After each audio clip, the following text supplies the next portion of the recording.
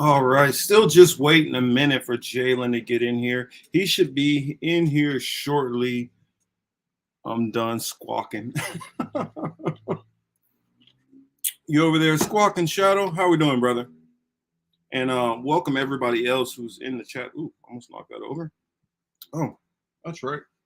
I don't have my microphone hooked in. Maybe I should do that, right? Right? That would be better. Let's see. Let's get my microphone squared away. How's everybody doing out there? Let me know who's out in the chat. We are going to have an interesting show. Younger, yes, John, yes, exactly. Oh, extra Bulla is in the house.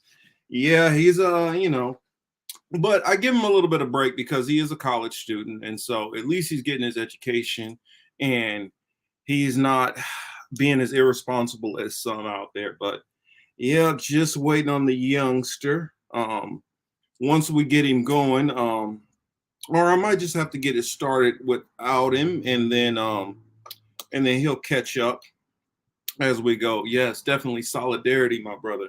So glad to see you back. I see you. You must be enjoying the content that you came back. So that I'm doing something somewhat right, right? Right. Yes, it does take years, or it can take military, and you get forced to do it. I know you know about that, John. All right. Sound check, sound check. Do I sound okay, everybody? Let me know if there's any issues with my audio. Hopefully that sounds good. Um, Hello and welcome to Talk of the Ages. I am here, Marcus Cage, waiting on my young colleague, but I'll get you guys started with what we have planned for you tonight.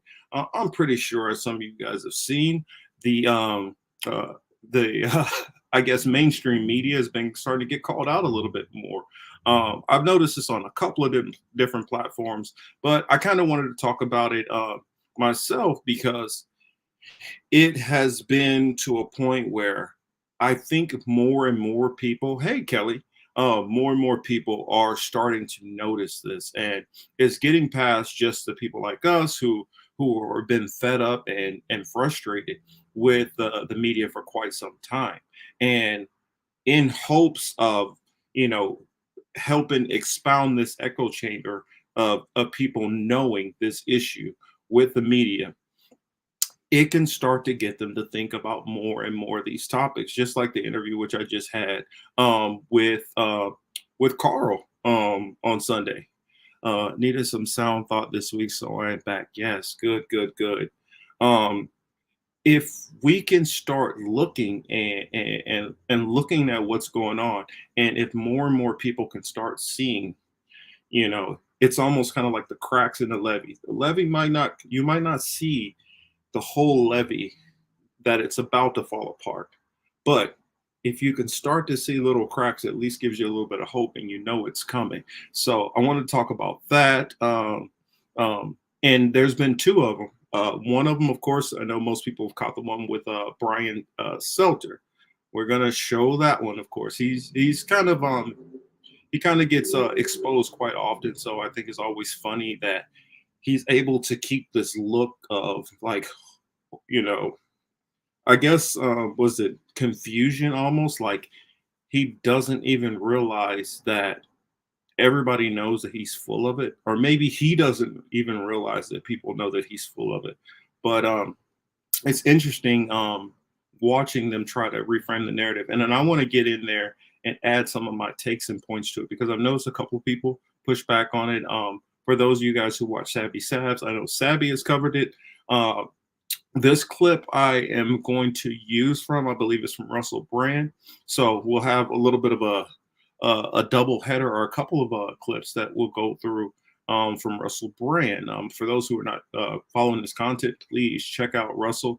Russell has been knocking it out of the park lately. So I definitely think that is that's worth noting. I know if you guys saw the thumbnail and didn't notice who that gentleman was who was in the complete military garb, brandishing his weapon also.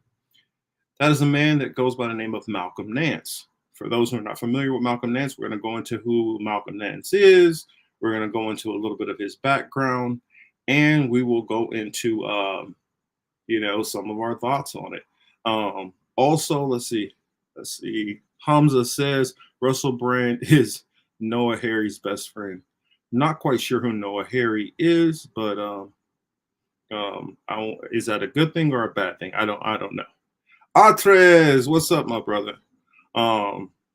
Yes, his happy five. Yeah, he always lets us know, how many of his viewers. And I'm not knocking the man. If I had 5.5 million viewers, I would probably be telling everybody every 5 minutes also. And it's not that Russell Brand is, it's not like he's leading this. Ooh, yeah. It's not that he's leading the charge on these things. It's just that I think he does a pretty good job at bringing attention to a lot of these things, whereas a lot of people who were, high profile don't often are not always on the precipice and not always following all the things that we find as interesting entertainment. So I wanted to, at least give that credit there. I'm one of those people that even if I've been talking about something longer than other people, just because, oh, thanks, Hamza. Just because I am not the first one, or other people don't hear me bring it out first, and they have to hear it from a much larger source. Sometimes it's just how the cookie crumbles. My point is, did you get the message? That's what's most important to me. Did you guys hear it? Even if it has to come through, uh, different vessels, a vessel which I don't necessarily approve of in some of these cases, i.e., a Jimmy Dore. A lot of information that a lot of people in independent media talk about and bring up. It, somebody like a Jimmy Dore will bring it out and then talk about it as if he's the only one who's doing it. We all know that that's not true, but at least it's getting out there. And the way a lot of the censorship works is, which we're going to talk about some of that when we get into the Elon Musk story. um, with a lot of that censorship, even if we are talking about it first, even if we are talking about it often, we are not going to be able to break through, through a lot of that, censorship bubble. So, and I.e., with a lot of people who've come onto my content, um, I've been doing content on my own page, this page, for about 3 years now, and doing, I guess, interviews and stuff on other people's channels. Now I'm going on probably about 4 years, and a lot of people still have never heard of me. So I could be saying everything perfectly, and if they never hear about me, they'll never hear that information. So sometimes it just needs to get to those bigger sounding boards. So it is what it is. It's just how things work. Extra Bullet says, "Damn, it's a Saturday night already." Oh wait, never mind. Yeah, a lot of people don't realize, since I have 3 different channels, so I am going live normally 3 times a week, at least. It just depends on which channel that I'm on. So on here, I like to talk about stuff that's not quite as serious as a lot of times I go into on the political matrix. A little pop culture, fun, but I like to try to look at it from a different lens, and hopefully we all just kind of redirect the way we, look at some of these things. And then, of course, you guys know political matrix.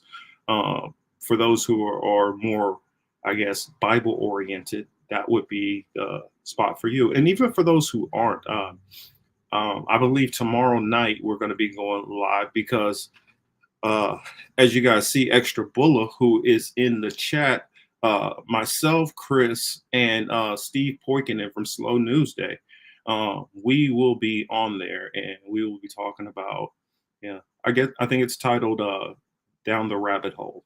So we're going to talk about a bunch of different things on there.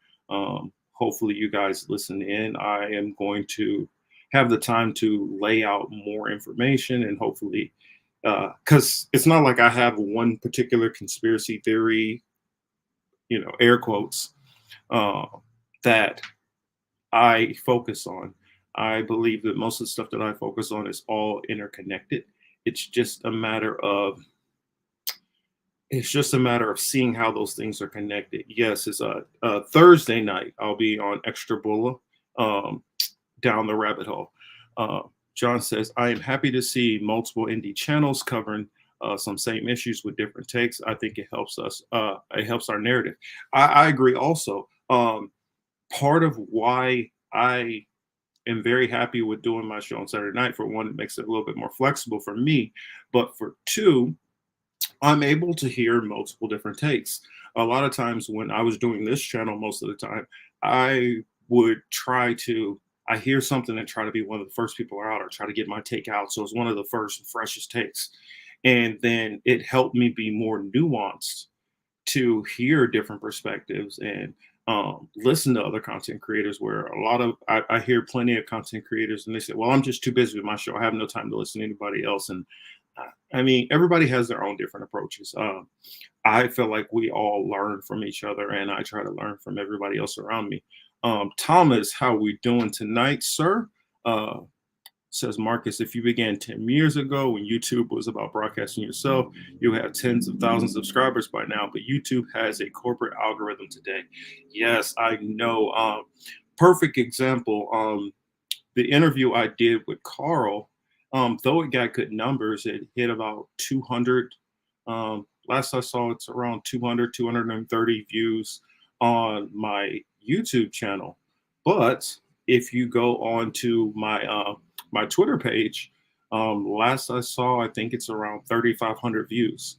And there's plenty of videos or live streams, which I do, that are on Twitter that get 1,000, 2,000, 3,000 views.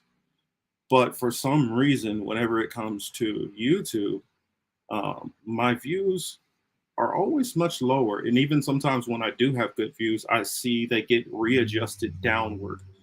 They always say, oh, well, no, it's just trying to figure out that this, like, yeah, what it is you guys find a way to not count a view for me. And you guys always find ways to count views for other channels, the ones who are getting that proper algorithm. Let's see. At Thomas. Also, back in the day, YouTube wasn't owned by Google yet. That is true. Um, so I see that. I guess I'll just go ahead and start in with one of these videos so we can get context to what we are going to be going into tonight.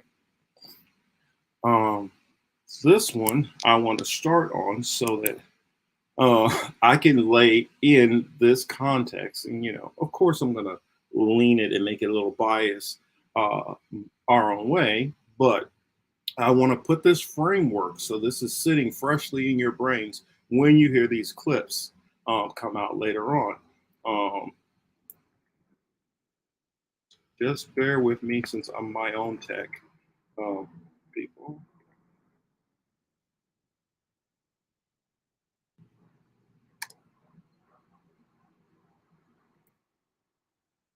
I know you guys all remember this, but I just want to remind you, and for those who haven't saw this, um, I I guess it'll be good for you guys to see it. But I don't know if you guys remember a couple of years back, Sinclair Media, which is all the way across the country, it has. It's funny, PBS. This video I found is on PBS, so I'll show their version. Let's see, let's pull it up.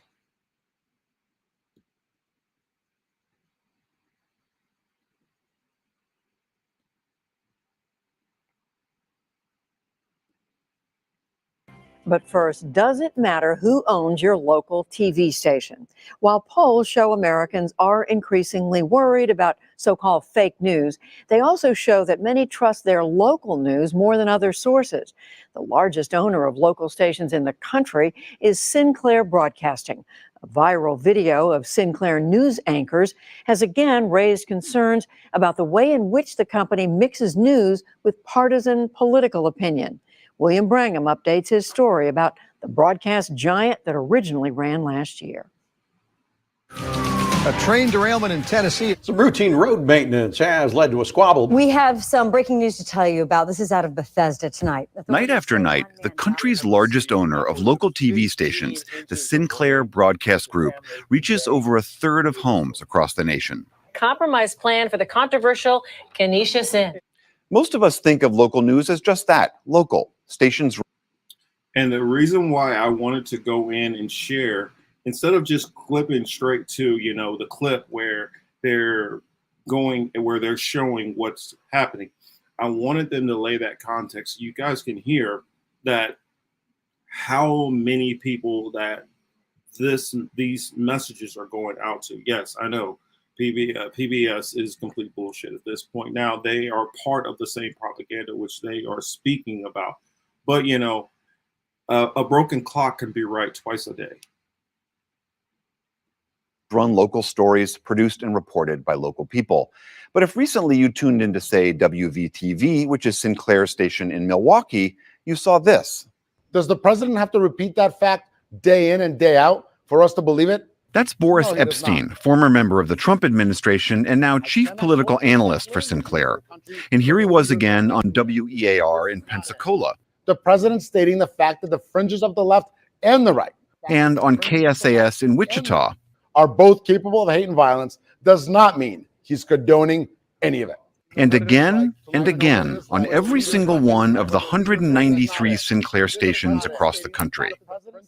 Eric Lipton is a reporter for the New York Times who's been covering Sinclair. They have, what they call must runs, which include Boris Epstein, who is a surrogate for Trump, who is, on the air talking about conservative issues. While the local news stations largely decide what their local news is going to be, a covering of local government crime and local issues, there are these must runs that go on their networks across the United States, which have a decidedly conservative flavor.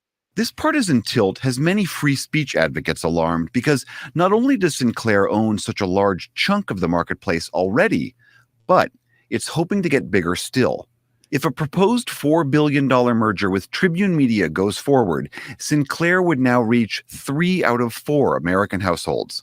Journalism professor Louis Friedland. It is a real step in a very different direction to begin to say that the most trusted news source of most Americans is going to be allowed to be turned into an opinion organization, opinion machine for a very narrowly conservative point of view, night after night in local communities.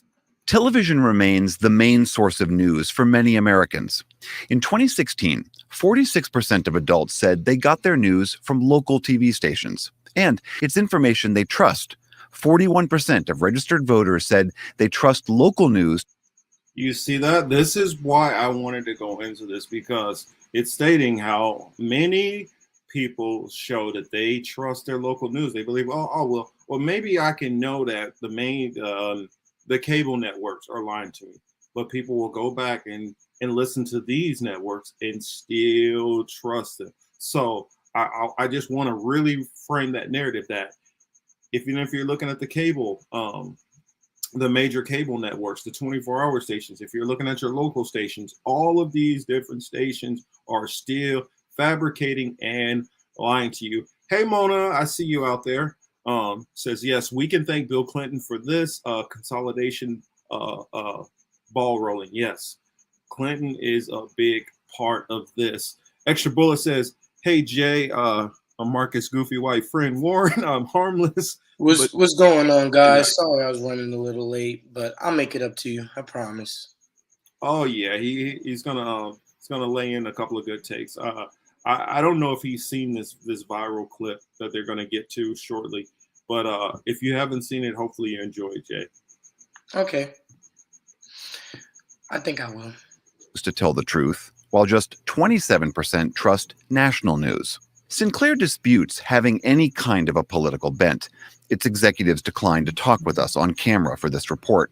The sharing of biased and False news has become all too common on social media. This weekend, the online site Deadspin created this compilation of dozens of Sinclair's local newscasters recording an identical promo accusing the national media of spreading fake news. An agenda to control exactly what people think. And this is extremely dangerous to our democracy. This is extremely dangerous to our democracy. This is extremely dangerous to our democracy. This is extremely dangerous to our democracy. The video spread quickly on social media, again stirring criticism of the broadcast giant. Scott Livingston, Sinclair's senior vice president of news, responded in a memo saying the promo served. Yeah, I don't need to hear his statement. That is the point that I wanted to get to. Yes. Go ahead, Can I say Jay. something real quick before Sure. we say? Yeah, go on ahead. I just wanted to yeah, show that I- as you guys saw that clip, all of them saying the same exact thing. So go on ahead, brother. So I did actually see that video. I actually sent it to, I think I sent it to you. I don't know if you saw it, but I sent that definitely to my pops. But to give a little backstory, when I was in 4th grade, there was something called the Tropicana speech, and you had to come up with a 3 to 5 minute speech on something and deliver it. And it started out as a class project, and if you won your class, you went on to the school. If you won the school, you went on the districts and nationals and regionals for the state. So I was number 1 in my class, and then I was number 1 in my grade. So then I moved on to the final for the school to see if I would move on to district. And it was, for my grade, it was against this girl named Isabella Newton. I'd never forget names. And Marcus, you and I both like to be direct, so I'm still mad at you. But my speech was on mothers and how they can be annoying. And I was saying things like, a shirt hanging out of the hamper, they yell at you and want to take your video games. Like, that's so extra, Excuse me. It was very childlike humor, but I wanted to make people laugh. I felt if I made people laugh, I'd win. Mm-hmm. This girl beat me because her speech was how there's never anything good on the news. The news has nothing to offer. Mm-hmm. Now I tell you to say that. Now I see why she beat me, because that is so true. There is not anything good on the news. Like you said, you can't even trust your local stations. Like you see from that clip, you can go and rewatch broadcasts on their website, and you can clearly see that they're all repeating the same talking points as they do on the national scales. Yes, they do that on the national scale. Let's see, Uncle Warren says Hearst owns tons of TV stations around the country too. That's what, and what was it? I think it was 95. Correct me if I'm wrong. I know Kelly would probably know this for a fact. The Telecommunication Act signed during the Clinton administration. Mm-hmm. Might have been. I think it might have been 95. Like, it was one of those things I think he did right. 96. Thanks, Mona. It did it right before he went out of office. And that's what led to a lot of this, this conglomerate. I can't speak right now, but, all of these, conglomerates all starting to come together. And that's the reason why we basically, like, all of our media is basically owned by roughly about, 4 different companies at this time. I mean, I remember when people used to say, oh, it's down to 7, it's down to 6. It's getting to the point where it's literally going to be like Demolition Man, and everything is going to be monopolized, even down to our foods and restaurants. And that's where we're going as a society. Hello, Beamworthy. I see you in there. Yes, patronizing us. Yes, Hamza, Iggs. I'm glad you mentioned that, because we are going to go into that about the newspapers. Also, this will all be eating. I know Mona remembers that. We're all going to be eating at Taco Bell, and it's not going to be a good Taco Bell. My dad calls that taco smell.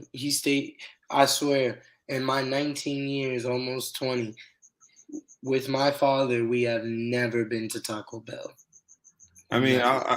unfortunately, if I'm in a He'll rush, heat up I'll go, but I call it toxic hell. That's what I some actually call he'll heat up some it. frozen chicken wings from the other night before he even goes to McDonald's. He I throws mean, up well, in the your dad is wiser than us, and he cares more about his body than to not put that pollution in there. Some of us, we don't love Remember what ourselves. We don't Marcus? love ourselves enough. We still put that poison into our bodies. Um, My grandma is an amazing cook, so he was spoiled, and I was spoiled too. I mean that helps. Beamworthy says, "Always trust your gut unless it tells you to eat Taco Bell." You guys are funny tonight. I'm loving it. Mona says I get veggie stuff from Taco Bell. They have a ton of veggie options. Did not know that. We got Mona, can I ask you something? I mean, I know you can't respond to me, yes, you but can. oh well, I mean, like I can't hear her voice. But I wanted to ask you, do you trust the healthy, quote unquote, healthy food options from fast food places? I just wanted to know because based off what we know, the food to be processed gunk, not even fake meat. I mean, how many times have we seen people light a McDonald's chicken nugget on fire and it burns, keeps burning? Let's not even go into that stuff. Yeah, I mean, I exactly. remember it So grossed me out when I saw a video on what they actually, put into their meat. exactly. So think about what a salad might be. How fresh are the greens? How fresh is the lettuce? How long have the tomatoes been sitting? Think of Taco Bell too. I mean, not Taco Bell, Subway, like buffet, not buffet style, Don't make me think of that. but the food sits out there. Sometimes I if know, they I if know. people don't order it, it'll sit out for the day and they'll bring it back. So what I'm saying is it healthy for you? Really? Is that really a better alternative than a three taco meal with an icy? Especially if Yes, you're none of this stuff is healthy. We know.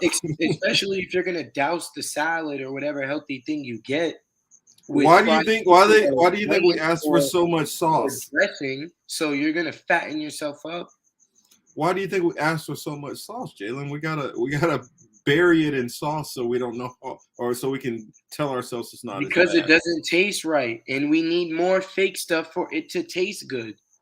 That's Hmm. why I noticed when I started having well, I always noticed as a kid my grandmother had the juicer, so we would make fresh orange juice in the morning. And when we would drink Tropicana, I noticed the difference. And Hmm. you start to notice This the is difference processed. sometimes.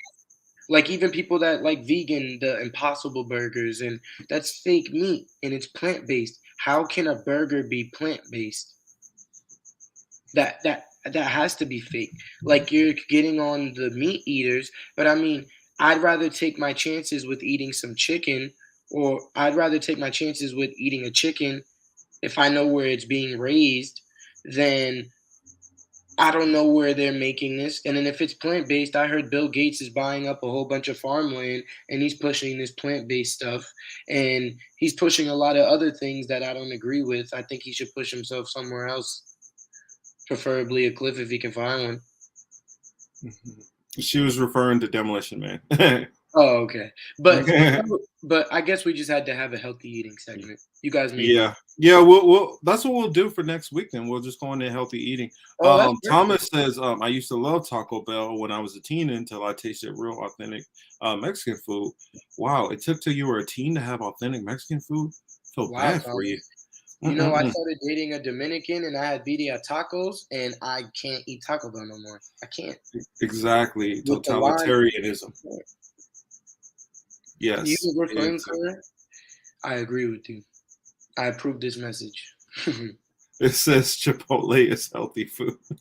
Man, I remember when Y'all gonna get him riled up. Marky, do you remember like 2004, 05, 06, 07, how big the marketing was for Subway as like a healthy alternative? Oh yeah.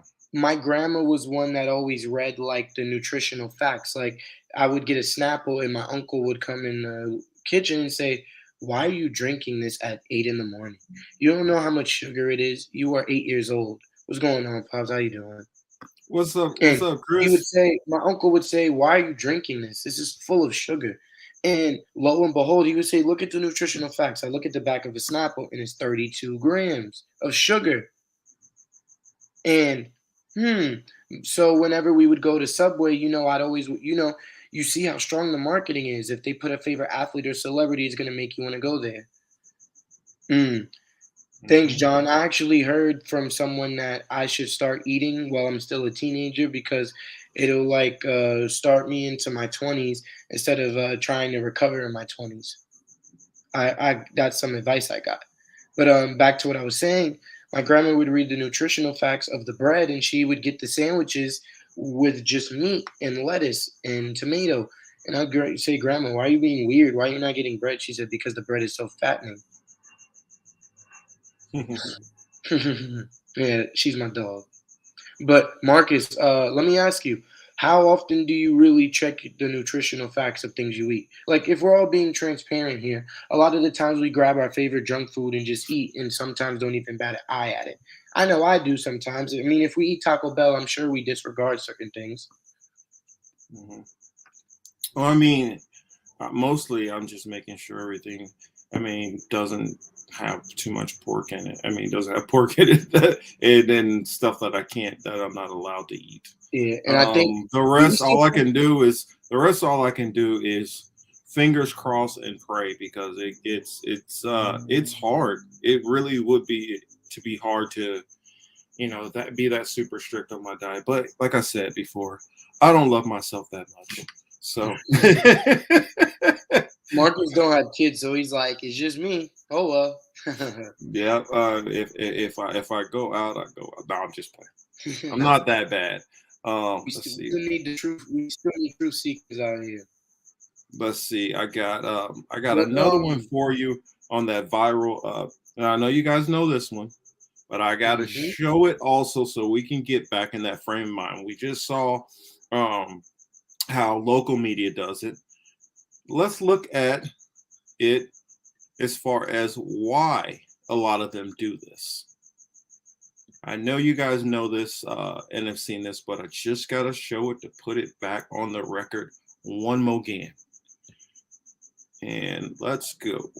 By Pfizer. CBS Health Watch sponsored by Pfizer. Anderson Cooper 360. Brought to you by Pfizer. ABC News Nightline. Brought to you by Pfizer. Making a difference. Brought to you by Pfizer. CNN Tonight. Brought to you by Pfizer. Early Start. Brought to you by Pfizer. Friday night on Aaron Burnett Out Front. Brought to you by Pfizer. This Week with George Stephanopoulos is brought to you by Pfizer. This is hilarious. Report brought to you by Pfizer. Today's countdown to the But royal you tell wedding somebody is this brought and to they you call you by crazy. Pfizer. And now a CBS Sports Update brought to you by Pfizer. Meet the Press Data Download. Brought to you by Pfizer. This portion of CBS This Morning sponsored by Pfizer. On how to find the hidden sugars in the American family diet. Sponsored by Pfizer. Yes, Mona says, Chris is telling his son to shame poor people. You heard it here first. Breaking on political metrics. Wait, what? Nah, Mona, I promise. Mona, I promise. That's my own opinion. That's my own opinion. I promise. Yeah, we'll have our trust health, me, Mona. We'll have our health food segment and our suggestions and solutions that we have, and I'll be a little bit more serious on that. Trust me, Mona. I'm a broke college student, so I'm eating terrible too. Yes, Universal Inquirer says Dr. Sebi's guide is best to follow due to science. We are literally electromagnetic beings who consume metals. So true. Also, I'll throw in this last little tidbit also. Every now and then, I know growing up, it was like you do not go outside without shoes on.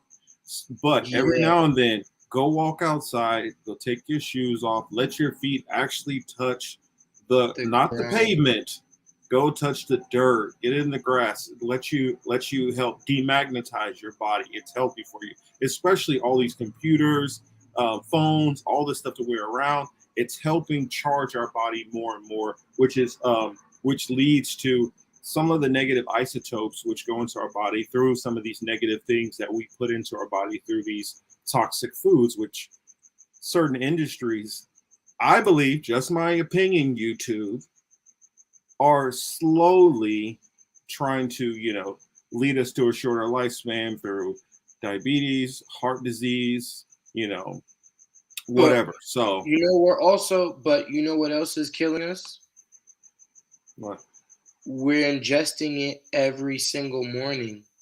I think it's not fluoride. It's I can't remember the exact name. Marcus, you may remember No, I this. know fluoride was really bad in the area which I grew up in, which led to a lot of the bad dental Yeah, issues but that think I about still it. have as an adult. But it's still in our water. And even when you're brushing, everyone, I'd hope, brushes their teeth every day. But that's fluoride in your teeth. I had a lot of friends whose parents used to have them use water bottles to brush their teeth. Let's see. John says, let me put it on the screen. Says a coworker suggested eye drops for cloudy eyes today. I laughed at as I looked it up. Brought by Pfizer. They get you by hook or by crook. I mean, Pfizer is everywhere, and with the whole Will Smith thing, we brought up Pfizer popped up again because they were one of the sponsors for the Grammys. And strange enough, they have an alopecia medicine coming out too the same time. So it's just Wait, man. Marcus, wait, that's perfect. They sponsored the Grammys. They've been having celebrities push something they're producing. So, that all aligns. It all lines up. There, Atra says there's an anti-fluoride and medical freedom ballot initiative in California right now. What's going on, Let's Atros? see how far they get with it. I mean, I'm so disillusioned at things here in California because there's always somebody sitting outside of Sam's Club, a Costco, Walmart with something for you to sign. And the way the lawyers write up a lot of this stuff, it has people voting against their interests because they word it intentionally confusing. And some people who think that they're pushing for it are actually pushing against it. And it's one of those situations where they get you to say no when you're supposed to say yes, and yes when you're supposed to say no. Mona says fluoride, neurotoxin.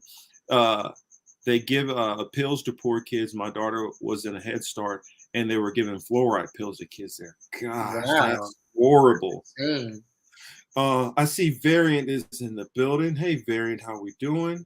I know Universal Inquirer says I use coconut and lime for toothpaste. Yeah, anything we can figure out that are other solutions. Like I didn't know this in certain toothpastes, they literally have pork in them. Yeah, they have pork in some of these toothpastes, and in a lot of these milkshakes, and they have like raccoon. It gets gross when you start finding. Marcus, That's why I don't drink milkshakes anymore. Marcus, I guess I should have said a food one because this is what you're on tonight, huh? Marcus, you know what this shows me? You'll understand me. The Beast is very meticulous. Oh, of course. And when you start seeing it, you start seeing the lengths it'll go. Yeah, we'll and for those, I guess I'll go ahead and put this out. Jalen is also going to be joining me occasionally. Well, he has college, so we'll have to figure out, when it works for him. But whenever it works for him, he's going to be joining me also on Hebrew apologetics, and some of these issues like this are going to come up. That's all I'll say. Yes. Right, extra sorry, getting caught up on all the beaver prostates. Yes, that's what it is, Atras. That is what it is. I knew somebody else would know. Marcus almost ruined my taste for milkshakes. Oh, that's why you gotta really, really carefully read a lot of this stuff. I can't eat Starburst anymore. Or you know how much candy I found out that has pig gelatin in it? Pig gelatin in it. Yeah, gummy worms, a lot of gummy stuff in general. Even in your gummy vitamins, you have to be careful. It might say, oh, vegetarian. And then once you start really doing some research, you find out, unless it's from this specific country, it'll still have some of those negative things in there. Let's see. Let me get that other clip queued up. Here it is. Oh, yes. Now on to our favorite CNN dumbass who always gets called out, and he just keeps a smile on his face. Coffee is not good for us. I don't know. I mean, I don't know. Send me more information. Let me know. Research supports. I hear it's better to have tea is a lot healthier, especially if it's like a green tea. But they say, but consistent coffee drinkers, you won't have life altering side effects from consistently drinking it. So, I mean, I guess we have to see. Mm-hmm.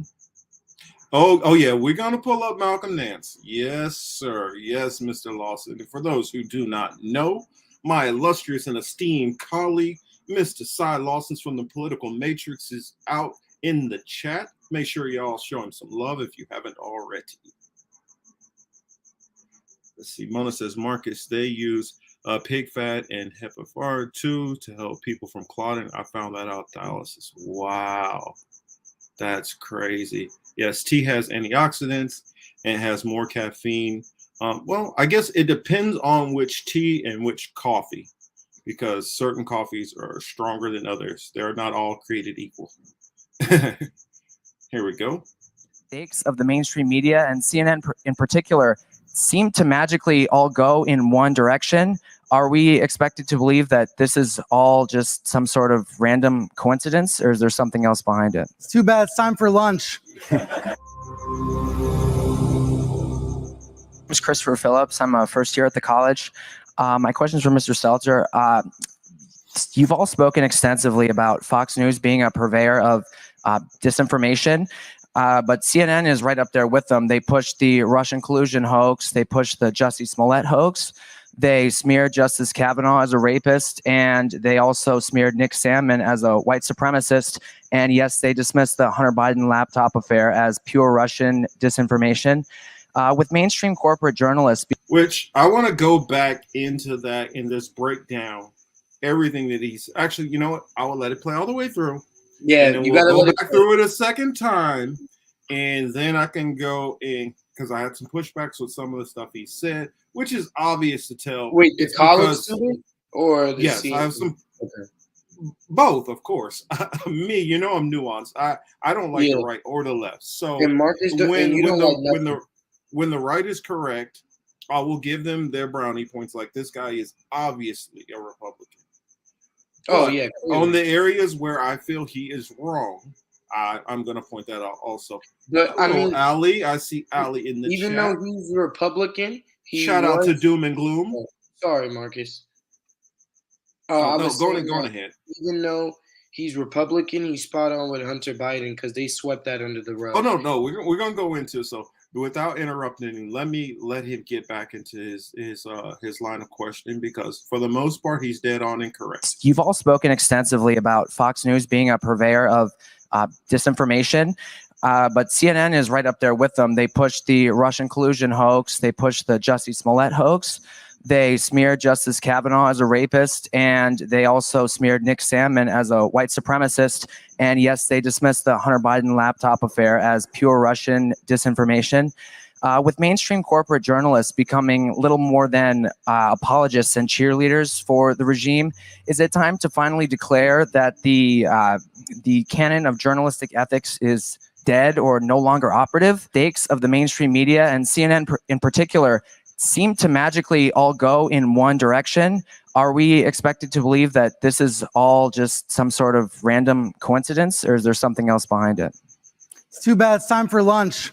You have 30 seconds. No, I mean, right? there's a clock that says 30 seconds. But I think my honest answer to you, and I'll come over and talk in more detail after this, is that I think you're describing a different channel than the one that I watch. But I understand that is a popular right-wing narrative about CNN. I think it's important when we talk about shared reality and democracy. All these networks, all these news outlets have to defend democracy. And when they screw up, admit it. But when Benjamin Hall, the Fox correspondent, was wounded in Ukraine, the news crews at CNN and the New York Times stopped what they were doing, and they tried to help. They tried to help him get out of the country. They tried to find the dead crew members. That's what news outlets do. That's how they actually do work together, to your question about sharing those kinds of connections and trust. We don't talk about it enough, though. We don't share that reality about how that happens. And with regards to the regime, I think you mean President Biden. The last time I spoke with a Biden aide, we yelled at each other. So that's the reality of the news business that people don't see, that people don't hear. They imagine that it's a situation that simply is not. But I think your question, it speaks to the failure of journalism to show our work and show the reality of how our profession operates. We have a lot of work to do, I think. You're damn right you got a lot of work to do. Wait, Marcus. Jalen, go on ahead. He said I spoke to somebody on Joe Biden's campaign and we argued.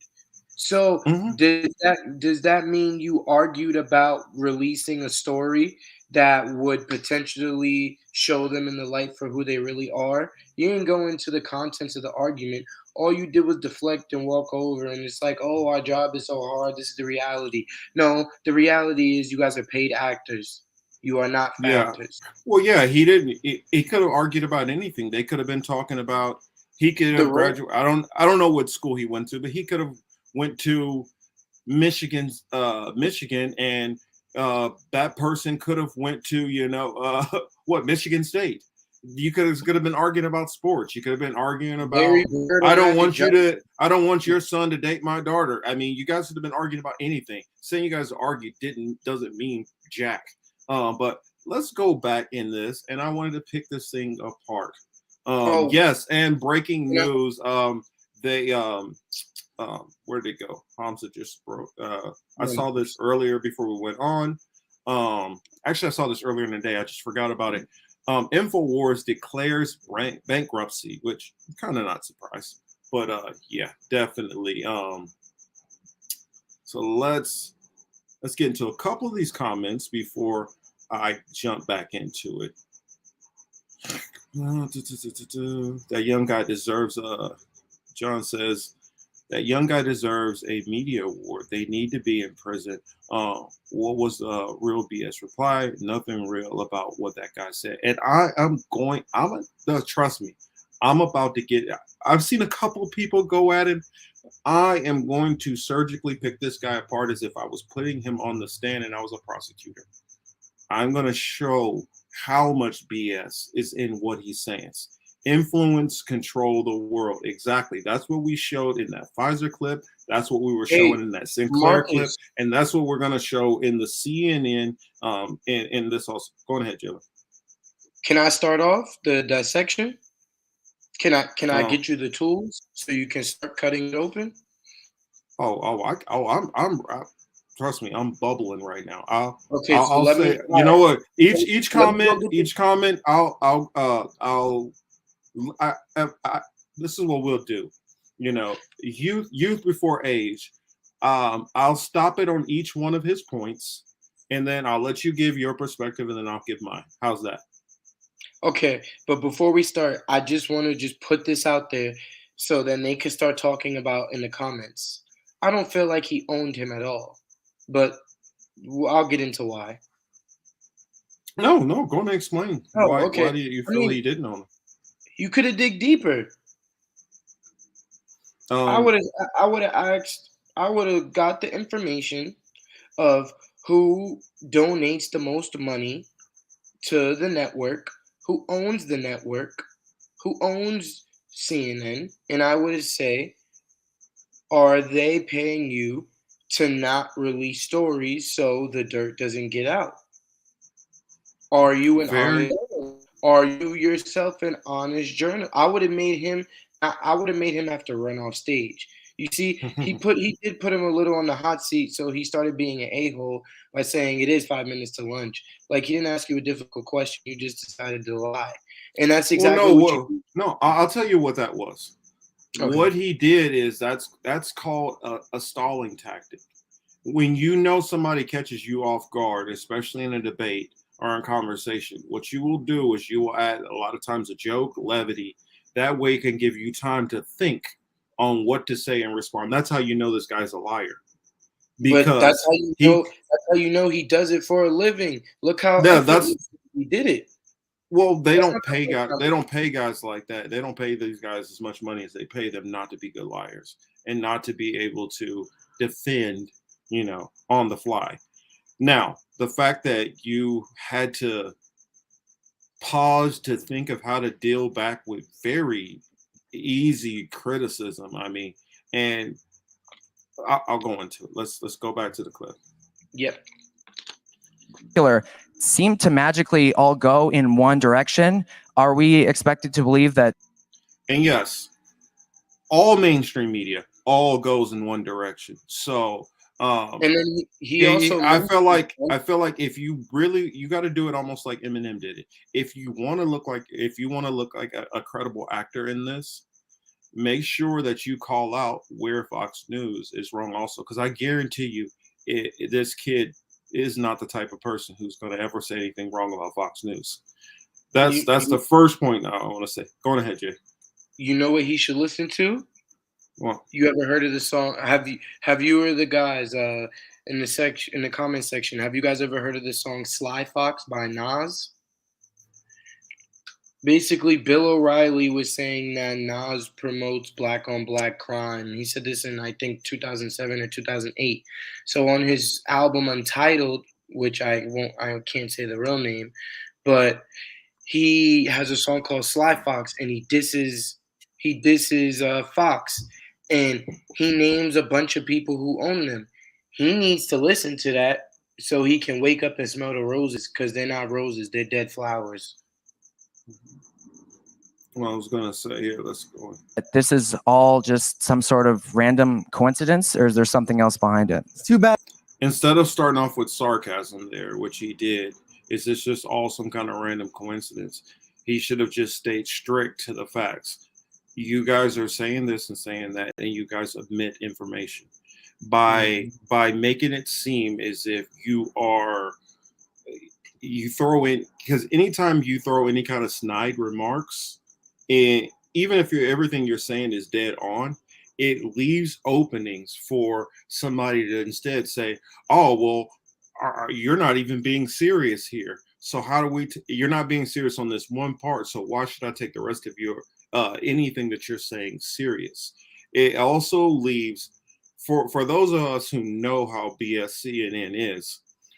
We're able to see what he's saying, and it's dead on. And he's a freshman in college, so I give him credit that he was able to go after them still and land very good shots. But if you want to lay it out to a point where even CNN viewers actually say, well, you know what, that kid has a good point, you have to look as impartial as possible, even if you are 100% in the can for Fox.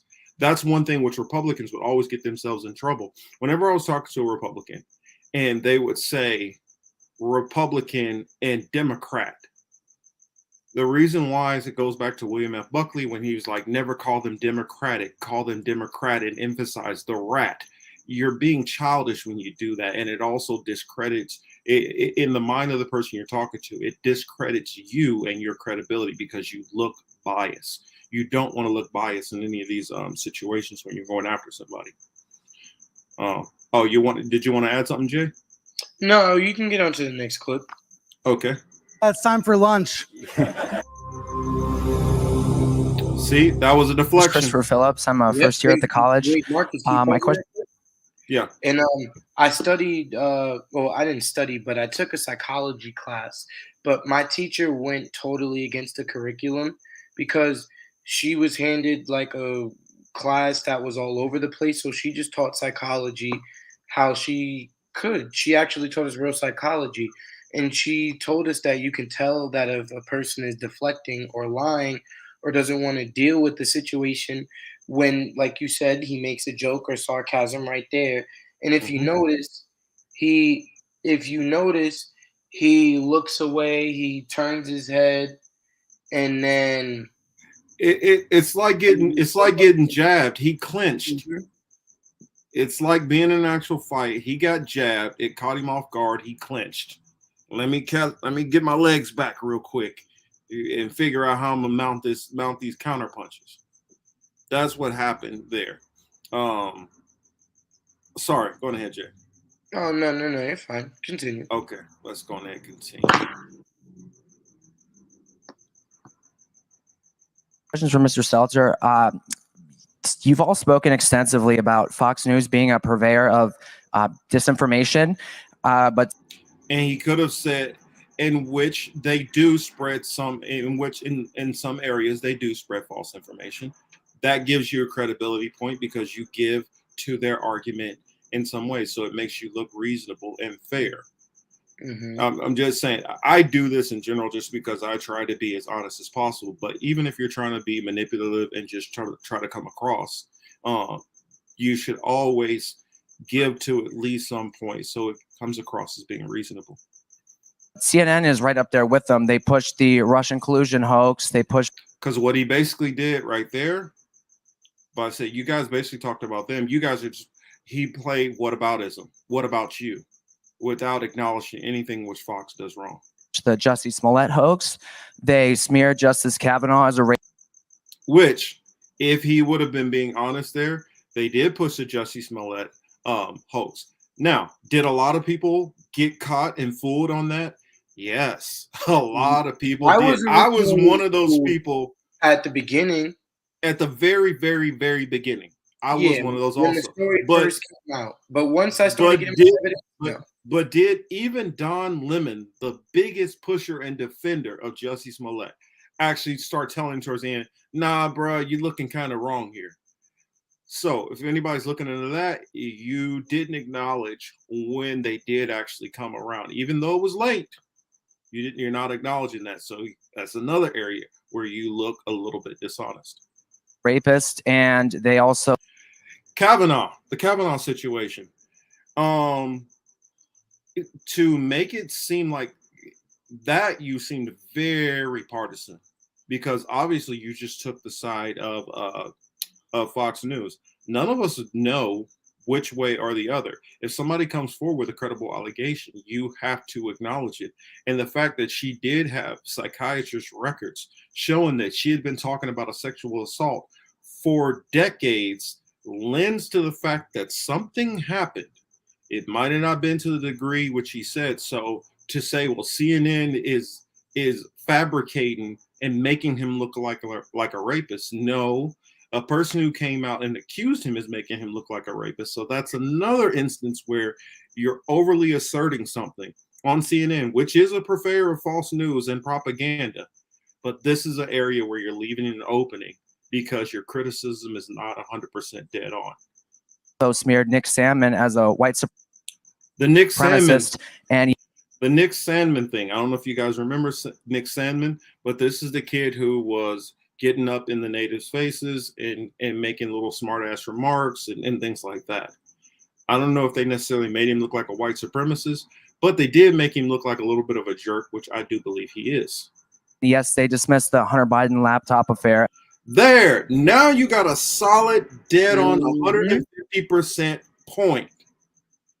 If you would stick to things which are open and shut cases, then it leaves for when Brian Seltzer tries to come back, it makes anything he says completely, it shuts all the doors and windows. It doesn't leave him exits, which even though he did a piss poor job of trying to get out of this, which he could have hit back like I'm doing right now, Brian Seltzer could have used every one of these things which I'm saying back to him to refute him point by point by point.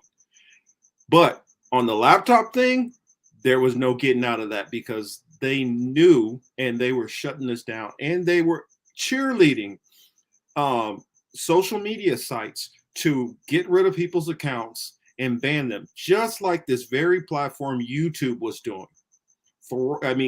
Just automatically just assuming, Hunter Biden did nothing wrong. You guys are all liars. Throw you off of YouTube. And the same thing when they did with multiple other things, which, as we've been seeing, every couple of months, they get caught on something that they said wasn't true, and they were punishing everybody for it. And now they're having to backtrack because YouTube also It's just saying, well, we're just going to go with whatever the White House says first and foremost and just trust them as the gospel. And then if we find out they're wrong later on, then we'll ease up on what we've been doing. But we're never going to go back and apologize and admit that we were wrong. But let me keep going. As pure Russian disinformation, with mainstream corporate journalists becoming little more than apologists and cheerleaders for the regime. When he said apologists and cheerleaders for the regime, whenever you use a mocking type phrase like calling them a regime, no, they're no different than all the rest of these other presidents. Each side does whatever the hell they want to, ignores the other side, and acts almost like it comes across as a dictatorship to all of the other people who are their critics. So when you say regime, it leaves you open to be mocked because you come across as a hyper partisan. Calling them cheerleaders and things like that are things which are dismissive terms. And it also makes you look bad when critiquing somebody. He could have said, it does look like you guys are stenographers because a lot of the information which comes out from the State Department and things like that, you guys are almost putting it out word for word for word. No criticism, no critiquing to it, no vetting a lot of this information. And things which come out through the AP, you all just report it in mass, just like the Sinclair clip does, just like the Sinclair clip was doing earlier. So then you have more solid, concrete, ways to go at them. But when you start throwing any of the mocking stuff, which he's doing right here, it leaves openings for even those CNN watchers to say, well, see, he's been a little smartass. And why you don't want to do that. Marcus, also, uh-huh.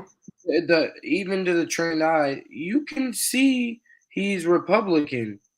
You can that's what I'm saying. Anybody who gets the sense, anybody that gets the sense that he's a Republican instantly is going to turn off their ears to anything he's saying. I'm talking about for most of the partisan, the vote blue, no matter who.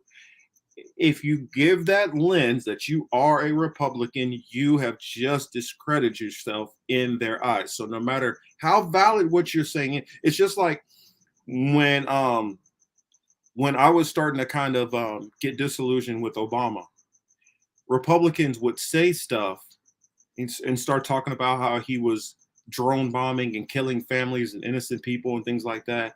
And then they would say stuff like, they would get into Democrats and things like that. Well, if you consider yourself a Democrat, that person who just said that just discredited himself. And anything that you're saying, no matter how correct it is, you've turned it off and stopped listening. And we have to be aware of these things when we're dealing with people who do consider themselves Democrats, who do consider CNN a somewhat credible source. If we keep our criticisms direct and on point and airtight without any mocking, then it forces those people to have to grapple with what you're actually saying. Even if it's uncomfortable for them, which on some things which people told me in the early Obama years, it was uncomfortable. It made me have to, well, I mean, shit, you got me there. But when you come in a mocking tone, you just man, that's just a Republican. They're just a Trumper. That you gotta take that excuse away from them to continue to be ignorant. Is it time to finally declare that the canon of journalistic ethics is dead or no longer operative? Stakes of the mainstream media and CNN in particular seem to magically all go in one direction. Are we expected to believe that this is all just some sort of random coincidence, or is there some? See, the whole magically or random coincidence. You're being mocking. You gotta take those things out of your argument. Going ahead, Jay. Because then this is an error. So like they could turn it into they can get very emotional about it. Oh, you're coming off so condescending. Exactly. So if you come across condescending, you're saying you just insulted me. Exactly, especially when you're dealing with a lot of very sensitive ass people. They will find excuses to not want to listen to you, to want to discredit you. And if you come across and you show the hyper partisanship, which this kid is showing, that's what happens. To the rest of us, we know they're full of shit. And so some of this stuff we're like, yeah, he got him there. He's because we know this. But these people who are still in the brainwashing, who are still with the blue pill, and even the red pills, because I like to say, I try to give the clear pill, the pill of clarity, so we can see through all the BS that's going on. If you stuck on that red or blue pill, you're not gonna get it. Something else Or even green pill. behind it. It's too bad. It's time for lunch. You have 30 seconds. No, I mean, Brian. there's a clock that says 30 seconds. But I think my honest answer to you, and I'll come over and talk in more detail after this, is that I'm curious if he actually did go over and talk to him, and why we didn't get to hear the contents of that conversation if he did go over and talk to him. I think you're describing a different channel than the one that I watch. Another deflection. So it shows he's trying to think. He brought up the lunch thing. He brought up, yeah, I know there's a clock. And now I think you're watching a different. You didn't address what he was saying, any of it so far. But let's continue. But I understand that is a popular right-wing narrative about CNN. See, he automatically deduced from the smartass comments. Oh, yeah, it obviously is a right wing. So you gave him that out because of the snarkiness in your tone and in your comments. Yeah, when you you're left him dealing that with out. people, And so CNN watchers hear what he says, and automatically all that you said that was good is all thrown out. Going ahead, Jay. I said, and people don't listen past the headline. So, right wing student calls out CNN staff. So they're gonna see that, and these Trumpers, they're automatically just gonna think you're Trump. And you Exactly. mentioned that earlier, but it's sad to say that every Republican is not a Trumper. Like you said, if one side makes a good point, I give you credit. You get a point for the round. But the only problem is you guys make these points, but then want to act like your side doesn't do the same thing. It's one thing to call out, but don't call out in a way that tries to excuse what you and your people get away with. Exactly. I would have recognized. See, we had a couple people come in. He said Don Lemon is a Republican. I agree. Did Tina sneak in here? Tina's in here. Hey, Tina. Let's try to run through these as fast as I can. Hey, Debs. Sorry, never thought about this stuff and don't want to. Sorry. You don't really love this segment here.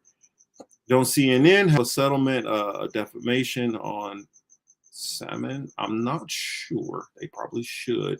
Don't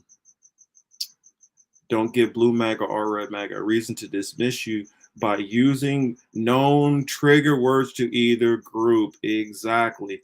Yep. John, that regime comment blew his cover. Exactly. You can't give them reasons to dismiss you. And it clearly sounds like you're saying the regime meaning the Democratic Party. Well, that's what he's saying. He's calling the Democratic Party, Biden administration, a regime. And so what do we think of when we think regime? We think totalitarian. We think Hitler. dictator. We think Hitler. Exactly. People's brains is Hitler, and then you already know how much they shove Hitler down your throat all the way down to the toilet when you release it. But how I would have framed, Universal Engineer says, what I've been thinking with Marcus Cage, trademark clear pill. Yes, sir. Yes. And I see Yona is in the building. Hey there, Yona. How we doing? What's going on, Yona? Thank you for coming in. We appreciate it. But, yes, he's double talking. Marcus, what I was saying was that, excuse me, I would have worded the question, so how do you feel that the spread of misinformation is affecting the masses who are receiving it? Boom. I That's a very good question, and now that question makes him not be able to BS you with the answer. He has to give you a solid answer. Now, now I'm gonna tell you what he's gonna do exactly. He's gonna say, well, when Fox News does their disinformation, I feel it hurts people in a negative way. That's what he's gonna do. And then I ask, the best way regime equal brown dictators. Exactly, Audrey. Exactly. I was thinking you're thinking of Castro. If you're thinking of regime.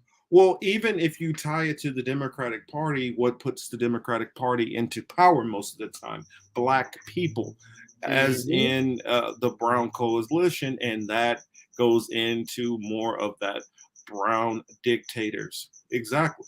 Oh, you blue pill, green pill, red pill, Yona, blaze, green herb, brown leaf. You know what someone said the Democratic Party is? What's that? You ever see when JetBlue will have like a Boston Celtics plane, like it'll be green and have the Celtics logo, or they just put different things around the plane for the aesthetic? Someone said the Democratic Party is a Wakanda flag and a pride flag flying around. Well, I always say that. To me, this is just my opinion. You guys can dismiss it or not. I look at the Republican Party is the Klan in white sheets. The Democratic Party is the Klan in dashiki color. That's the only difference I see. Nah, they're not in dashikis. They're in Tims. They're in Tims. No, I'm talking about the look of it is in dashiki print. No, I know. I'm saying at this point they're going out with jeans, a puffer coat, and some Tims with a fitted on. Oh no, I'm not talking about how they try to be. I'm telling you how I see them. I was agreeing with you. I was just saying because how the lengths they go, like bowing down and oh yeah, I listen to rap music. I smoked weed with Snoop Dogg. That's what I'm saying. They're still now. Yeah, we're in agreement. Let's wrap this. Let's go on ahead and go through more of his response. CNN. I think it's important when we talk about shared reality and democracy. All these networks, all these news outlets have to defend democracy, and when they screw up. What do you mean by defend democracy? What is democracy? If democracy is defending the American hegemony, which goes in around the world and forces nations to do whatever the hell they want them to do against their will most times, assassinating leaders, propping up fake leaders, running coups, starting proxy wars, i.e. what we have going on in Ukraine, what we have going on in so many countries, what happened in Syria. I mean, this is what America does. Proxy wars. That's if you're saying that kind of democracy. Or if you're talking about the voting democracy, which if you find that if you're under a certain wealth level, your vote literally doesn't matter any damn way. As you can see, they said, well, black voters helped put the Democratic Party ahead. But what did black voters get out of any of this? Not a damn thing. Like they never get a damn thing out of it. What we get is tokenism. That's what's gotten out of any of this stuff. Also, what has happened as far as the Latino vote? What have they gotten out of it? Nothing specific for the Latino community. No kind of easing of conditions and debt relief in Puerto Rico. No kind of help as far as any of the immigration things. No kind of help directly for any of those communities. What about sanctions relief for Cuba? What about Venezuela? You guys? Exactly, or ease the fuck off Venezuela. Or how about you guys get out of I'm trying to think of what it is, Bolivia, and stop stealing their stuff. I mean, a lot of the right wingers have so much of an issue with all the mass immigration. But is it?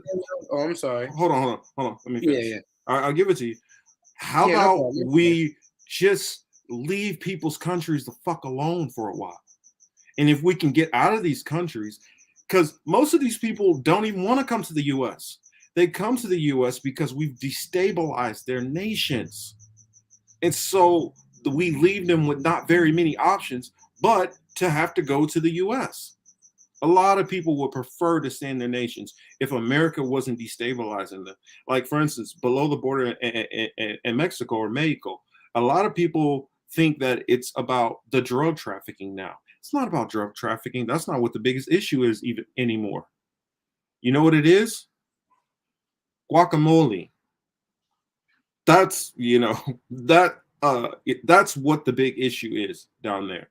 Because Americans want it so badly. That's what the cartels are growing and killing many of their own brethren for. Go on ahead, Jay. What I was saying was that they don't tell the truth either, and they'll spin it for their own narratives. But like you said, defend democracy. What is democracy? What is up with all these get out of my parents' home? Yeah, tell them. And another thing, these right wingers will be in all these countries, but will Viva say Cuba. we should not honor the legacy of Che Guevara. And then also, what's up with this era and loose statements like, "Oh, we're losing America, make America great again, save democracy, fight for America's liberty." America's not your damn country. It's not your It's friend not. either. Is what I'm saying is I don't any of these people, I tell them you have an issue. Well, here's the thing. You literally deported or slaughtered and rape robbed for this nation. And you have the nerve. It's like me stealing your car. You catch me in the car. You don't have the power to take it back from me. And say, you know what? I'll give you some rides in it, but don't you complain if I put cigarettes out on your dash. That's what America has done. Not only did they come over here and steal this country, they kicked out the people, and then when some of these people want to come back into their own fucking country, then they have the nerve to get an attitude with them because they just want to live back in the place that was stolen from them. They should be. I'm not going to say what they should be doing, but you guys can imagine what I'm thinking. If somebody stole your house, what would your response be when you came back in your house and that thief is still sitting there? That's all I'll say on that. Did you want to respond before I get back into the clip? I mean, yeah, America is like they the type. No, I have a different description of America. Yo, you need to get a car if you want to go to work, if you want to pay for your house. All right, buy the car.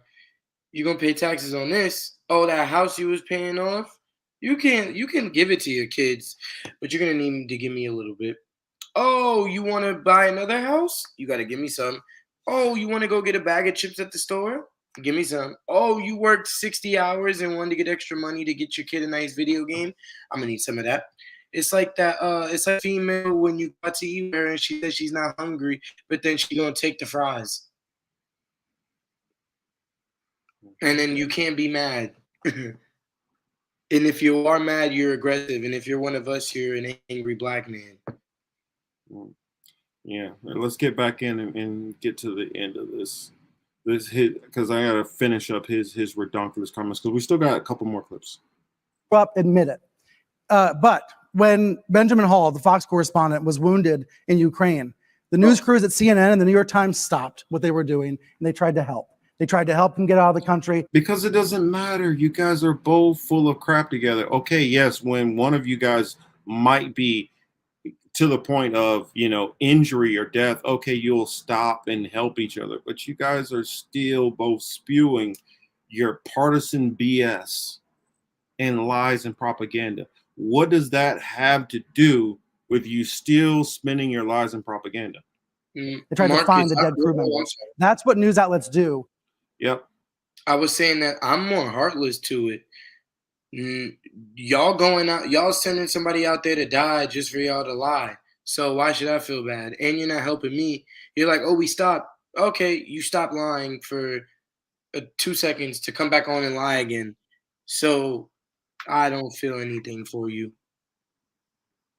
That's how they actually do work together. To your question about sharing those kinds But that's not work together. Your job is being a reporter. Work. Your job is being a reporter. How are you working together if you guys are not putting out Following proper together. information? You guys are not okay. Well, Fox is working with CNN to put out a story together. That's not working. You guys are not working together. And if you're talking about some of these paper sites, yeah, you guys always work together because you guys are part of the same echo chamber. Washington Post put something out, New York Times put something out, and you guys just spread it. That's not necessarily working together anything new or different. Of Yeah, when connections you're and all owned by trust. the same thing. What's that? We don't talk I said when you're all owned by the same person or same corporation or entity, it's going to be the same. about it enough, though. We don't share that reality about how that happens. And with regards to the regime, I think you mean the President Biden. The last time I spoke See, like we were talking about the regime, that comment came back to haunt him. with a Biden aide, we yelled at each other. So that's the reality of the news business that people don't see. And like Jalen has said before, yeah, you yell at each other, but what did you yell about? And how does that point to the reality of the freaking business? What does the yelling about even matter? I would have told him your brain missing when your hair left because that made no sense.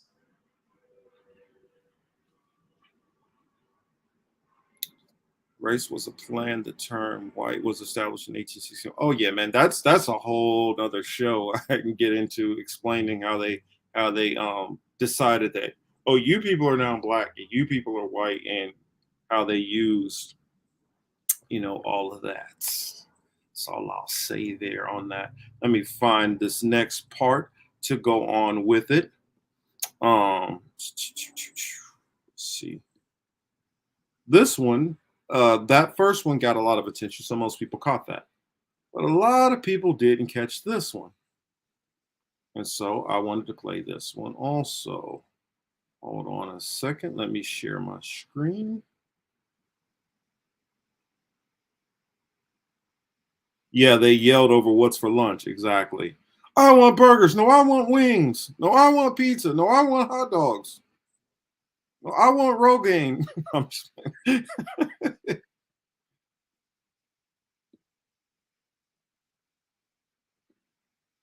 Now, remember we were talking about the Hunter Biden? Here's somebody else who this is I feel how you should do it. Now, I'm not mistaken. I can smell a Republican from miles away. I can tell when you're a Republican. But this is how you do it the right way. Ladies and Oh, hold on. Let's see. gentlemen, please welcome to the stage Ann Applebaum, staff writer for The Atlantic, and David Axelrod, founding director of the Institute of Politics. Amazing. Thank you. Thank you for doing this. Really appreciate it. I'm Daniel Schmidt. I'm a freshman at the University of Chicago. My question is for Ms. Applebaum. So in 2020, you wrote, those who live outside the Fox News bubble do not, of course, need to learn any of the stuff about Hunter Biden, referring to his laptop, of course. A poll later after that found that if voters knew about the content of the laptop, 16% of Joe Biden voters would have acted differently. Now, of course, we know a few weeks ago, the New York Times confirmed that the content is real. Do you think the media acted inappropriately when they instantly dismissed Hunter Biden's laptop as Russian disinformation? And what can we learn from that in ensuring that what we label as disinformation is truly disinformation and not reality? Whew, I had to stop it there. Nails it. He left her no wiggle room at all to get out of that. Even when he said those who live in the Fox News bubble, he didn't say it as in a place as that he's coming to defend that side. He quoted her on a quote she said. Yes, he literally took her own words and literally verbally slapped her around with her own words. That's how you put somebody in a box. Now wait till you hear. Have you seen this before, Jay? Yeah, he gave her the nice Rick James. No, I'm saying, have you seen her response? Oh, no. But I did see this clip. Like, I didn't see the whole thing. Wait till you hear her response, everybody. Because it shows you when you really get them, their response, they make themselves look stupid in their response. Stelter always looks a little stupid. So, that's neither here nor there on that last one, but watch her responses. He literally makes her look stupid. And I guarantee you, stage, she was pissed. My problem with Hunter Biden's laptop is I think it's totally irrelevant. I mean, it's not whether it's disinformation or, I mean, I don't think the Hunter Biden's business relationships have anything to do with who should be president of the United States. So I don't find it to be interesting. I mean, that would be my problem with that as a major news story. That's how you get them. You know why that's how you get them? Let me, and I guess if we need to play that again, I'll leave that there. I guess you guys are seeing a little bit of what I listen to when I'm off of here. But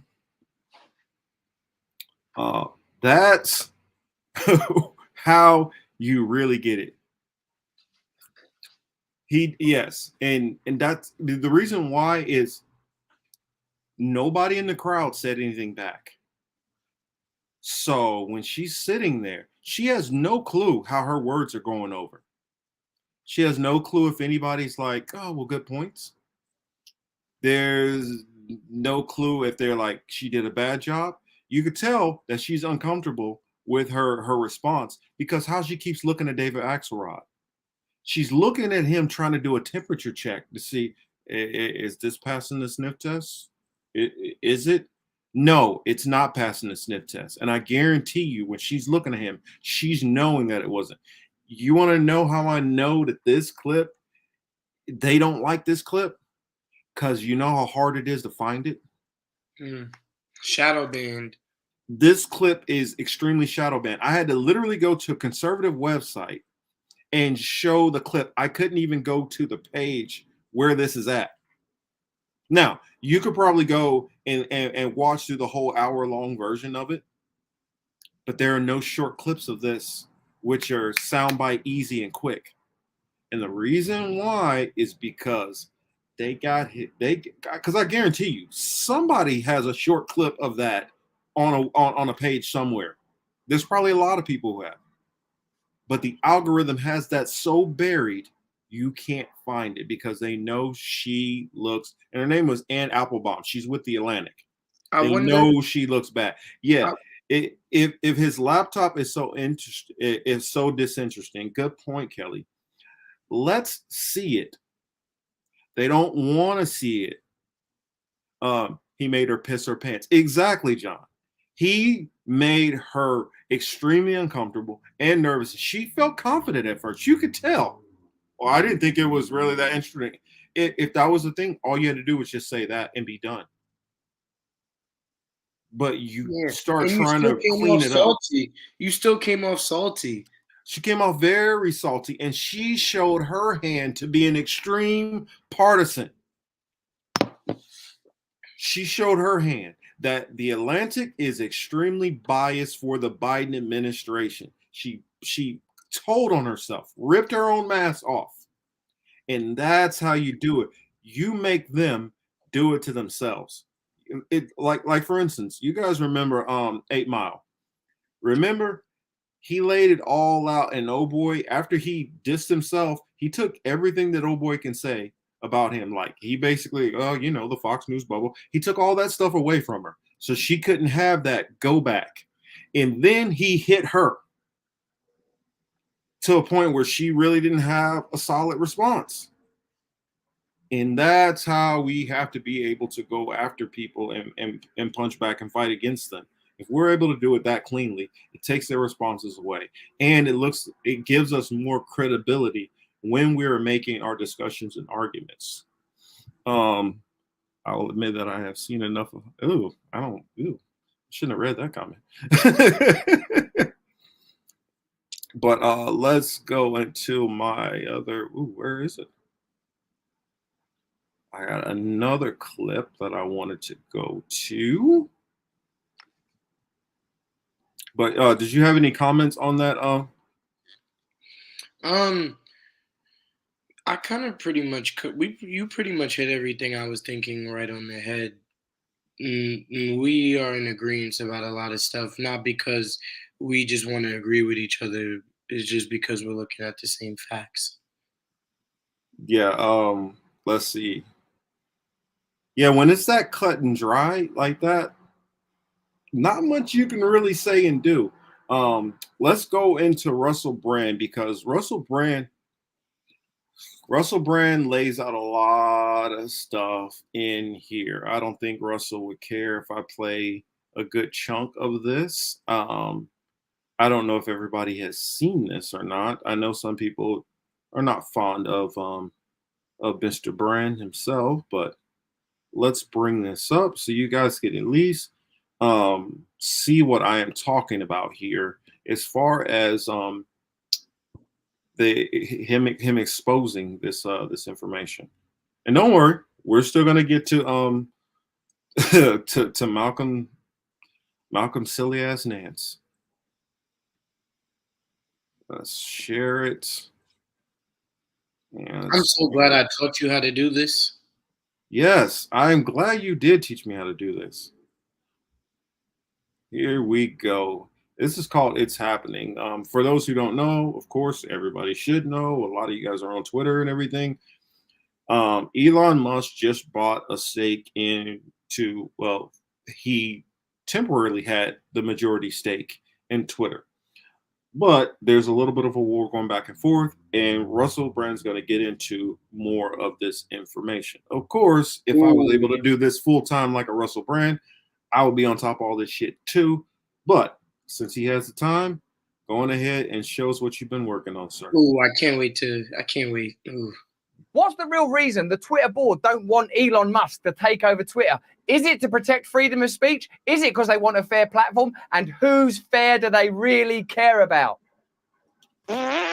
Hello there, you 5.5 million awakening wonders. Thank you for joining us on this voyage. We value you. We value your input. We love being part of a community with you. If you sign up to my mailing list, it's one click away. You'll hear about live events we're doing in this video. If you're not a subscriber to our channel, subscribe right. Yeah, come on. Already, they're willing to use stratagems and spoils and trickery to prevent Musk taking over. Shortly after Musk shared he'd become the largest shareholder in Twitter, Vanguard Group purchased more shares and surpassed him, now owning 10.3% of the company. Twitter's other top shareholders are Morgan Stanley and Black. You see that? Who is this? You guys see who? Vanguard, Morgan Stanley, BlackRock, SSGA Funds Management, Aristotle Capital, and ARK Investment Group. There's something that all these groups have in common. I'll let you guys figure it out on your own, or DM me if you're not sure, and I can go into more detail on that. I'm pretty sure Hamza knows where I'm going with this, along with Chris also. But the key too that I wanted to point out, as we see here, Vanguard Group and BlackRock. Why are they so concerned about him taking over Twitter? Now, I'm not saying that this guy's going to do anything great. I'm not saying he's going to do anything wrong. But they do not want to see that control. Thank you.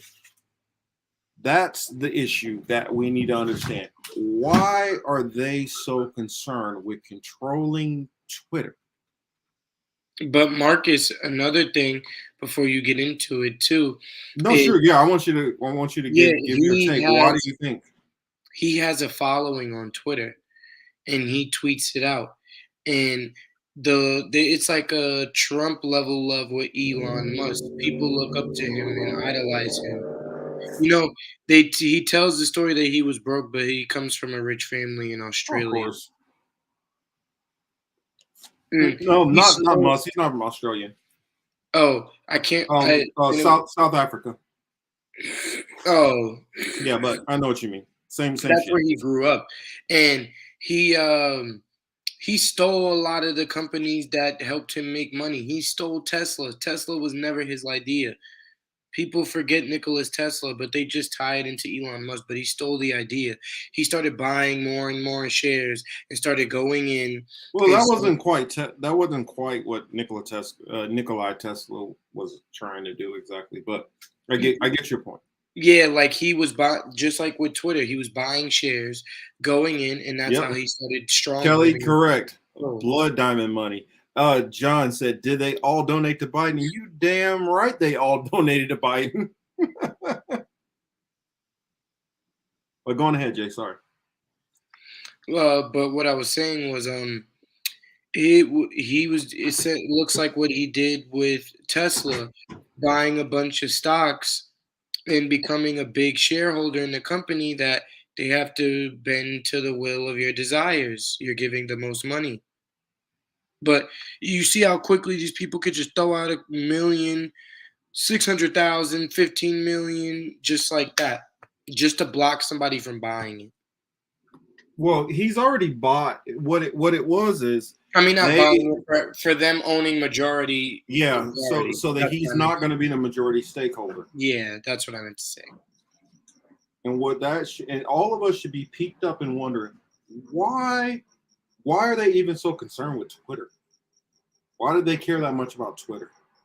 Because they're putting out why do messages that these they're companies approving. that's yeah. So let's hop back into it. Yeah, I just wanted to stop on that part so we can pay attention. Vanguard and BlackRock, Morgan Stanley, ARK Investment Group. ARK. Isn't that a strange name for an investment group? Aristotle. Aristotle, yeah. Let's leave it at that. But let's go back in. SSGA. Here we go. Crop. So it's not like Twitter's existing owners are like the British naturist David Attenborough and Mother Teresa and Lady Diana. Who owns Twitter at the moment? Elmo of Sesame Street. He's a lovely little bloke. You can trust him. It's like BlackRock and Morgan Stanley and Vanguard. So really, what kind of ethics and morality is Elon Musk outside of that Morgan Stanley, BlackRock and Vanguard are inside of? Musk discussed his offer to buy Twitter at a TED Talk in Vancouver, saying Twitter has become kind of the de facto town square. So it's just Correct. really important that people have both the reality and the perception that they are able to speak freely within the bounds of the law, Musk said, although he wouldn't have said it that quickly. He don't like to zip through a sentence, does he, old Elon? A good sign as to whether there's free speech is someone you don't like allowed to say something you don't like, Musk said. And if that's the case, then we have free speech. Seems like a pretty reliable maxim to judge whether or not you have free speech. Are you willing to listen to dissent? Are you willing to listen to opposing opinions? Or are you always looking at ways of shutting that down, changing the rules so that stuff can be excluded? It's damn annoying when someone you don't like says something you don't like, but that is a sign of a healthy, functioning free speech situation. Yeah, I'd love it if the comments below were just, Russell, you're great, you're... Yes, and I wanted to stop it real quick because Kelly just Kelly dropped a little nugget there for you all. ARK, Kathy Wood's Christian-based hedge fund. Just keep that in the back of your mind when you start thinking about who are the people who are controlling it and why are they controlling these things. So yeah, I'm sorry. Another thing, Elon said that we have free speech, but we don't have free speech. No, he's not saying we have free speech. He's saying if we had free speech, we would be able to do those things. I thought it said that we have, so I missed. No, he's saying if we have free speech, we will be able to do X, Y, and Z. But that's not even free speech. We should be able to talk about what really goes on without worrying about if we're going to get kicked off a platform. Well, that's what he's saying. Mm-hmm. Yeah, let's go back in. Guardian's great, your hair is great, love the woodshed, but not as much as I like it. I'd love that. But we accept dissent. We have to accept dissent. It's necessary to have dissent. That's a healthy sign of democracy, as Musk said. This is what Matt Taibbi had to say on Substack, writing about this issue. This is the key reason why I wanted to show this part, because he's talking about this part, dropping this information, and he's bringing up the key points in perspective that Matt Taibbi, formerly of Rolling Stones, formerly of Useful Idiots with Katie Halper. I think she's still doing Useful Idiots. Now it's just Aaron Mate. But Matt Taibbi, who has been within the journalism class for a while, listen to what he has to say about it. This is the key part, which I wanted to go into. Elon Musk has reportedly attempted to purchase Twitter, and I have no idea whether his influence on the company would be positive or not. I do know, however, what other media figures think Musk's influence on Twitter will be. They See? think it will be bad, very bad. How none of them see what a self. Marcus, was I that? just mentioned it. I don't know if you remember, but I just said at the beginning, he has a huge following, and like people follow him, people idolize him. And they recognize that. That's why he said it would be very, very bad. Well, no, they're saying it'll be very bad because um they if these other people who are trying to take control and keep control, those other ones that we named on the list, what has been going on Twitter over the last probably couple of years? Censorship like crazy, people thrown off for every little They thing, kicked and Trump. They it's been kicked Trump off Twitter. Trump off, but it's been constantly cranking down more and more and more censorship. Now it's to the point where even if like you sent me a tweet and it's like, "Hey, did you like that movie or that new song?" And I said, "Fuck yeah." It's going to send me a little note. Do you actually want to say this?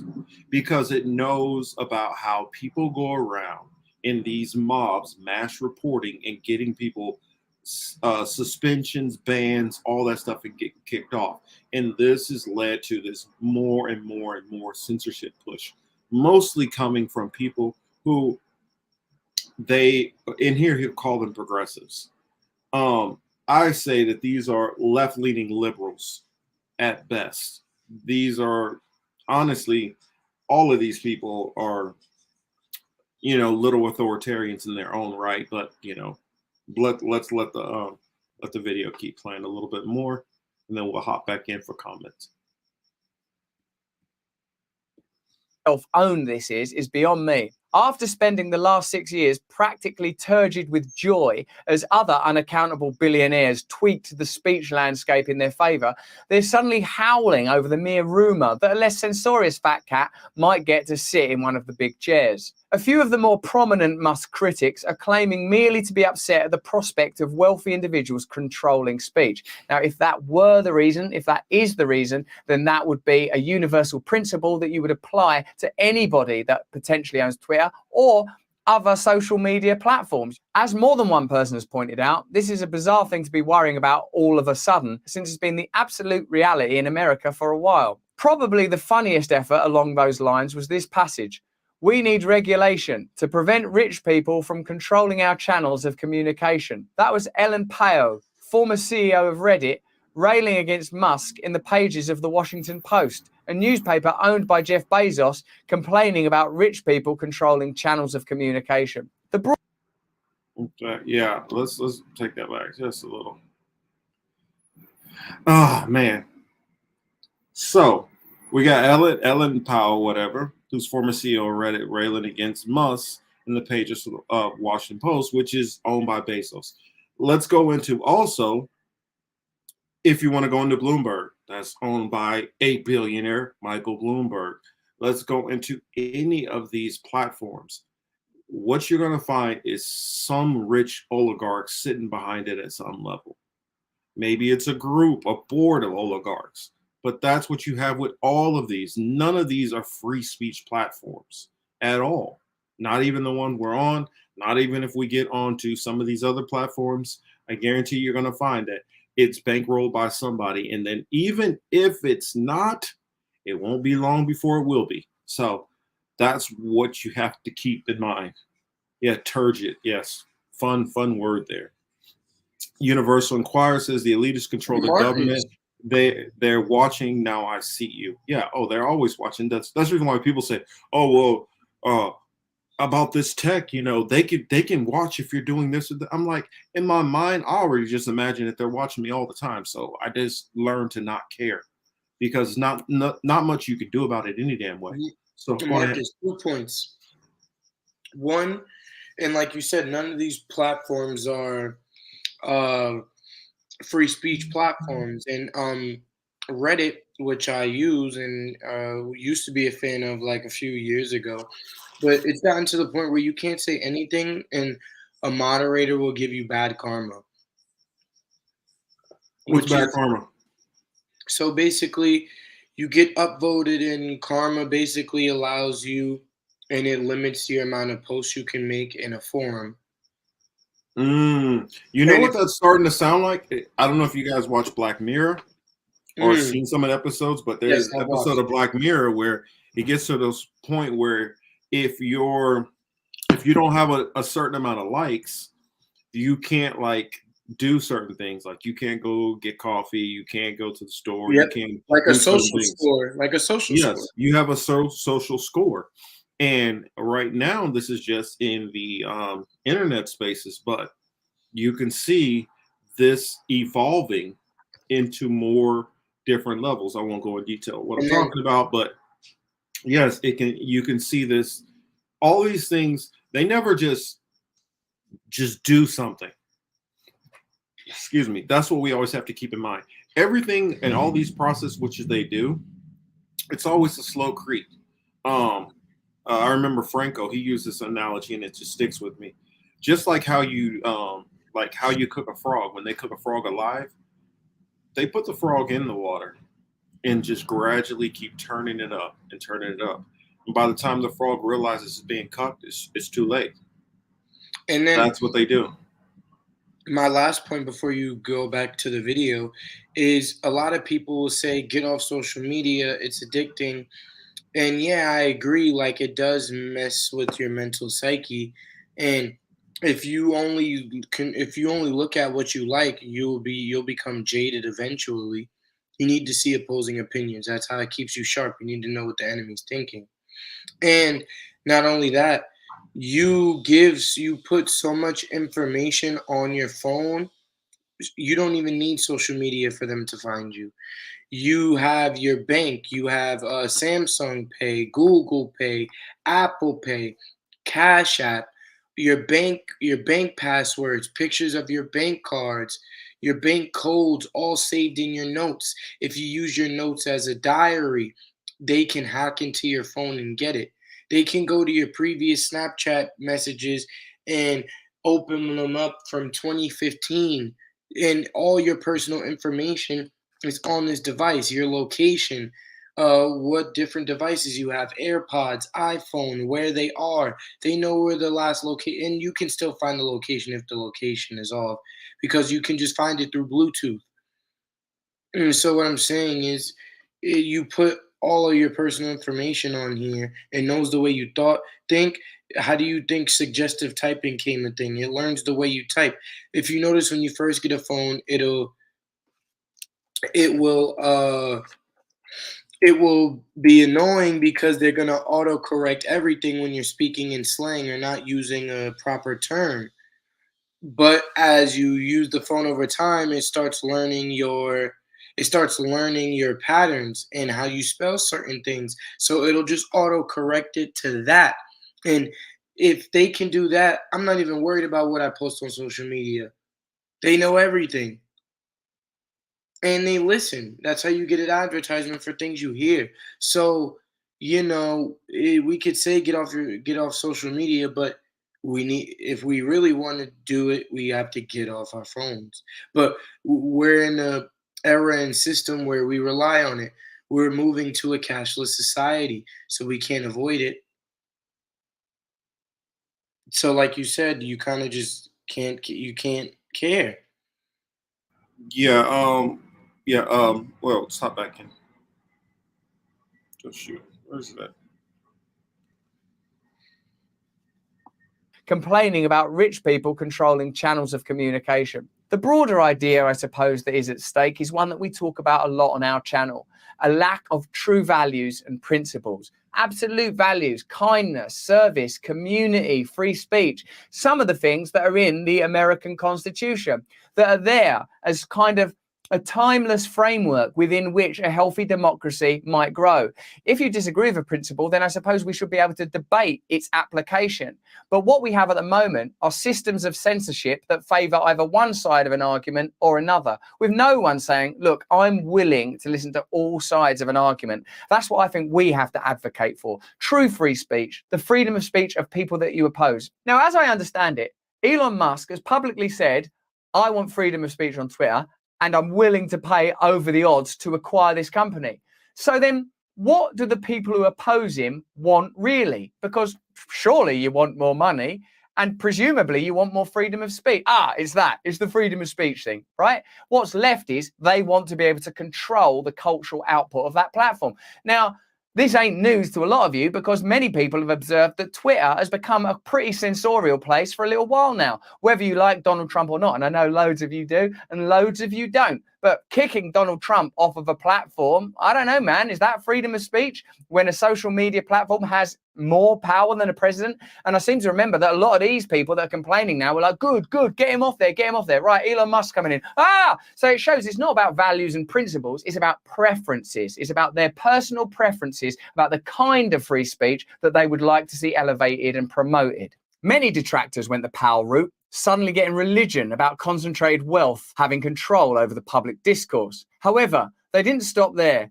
Media figures everywhere are openly complaining that they dislike the Musk move because they're terrified he will censor people less.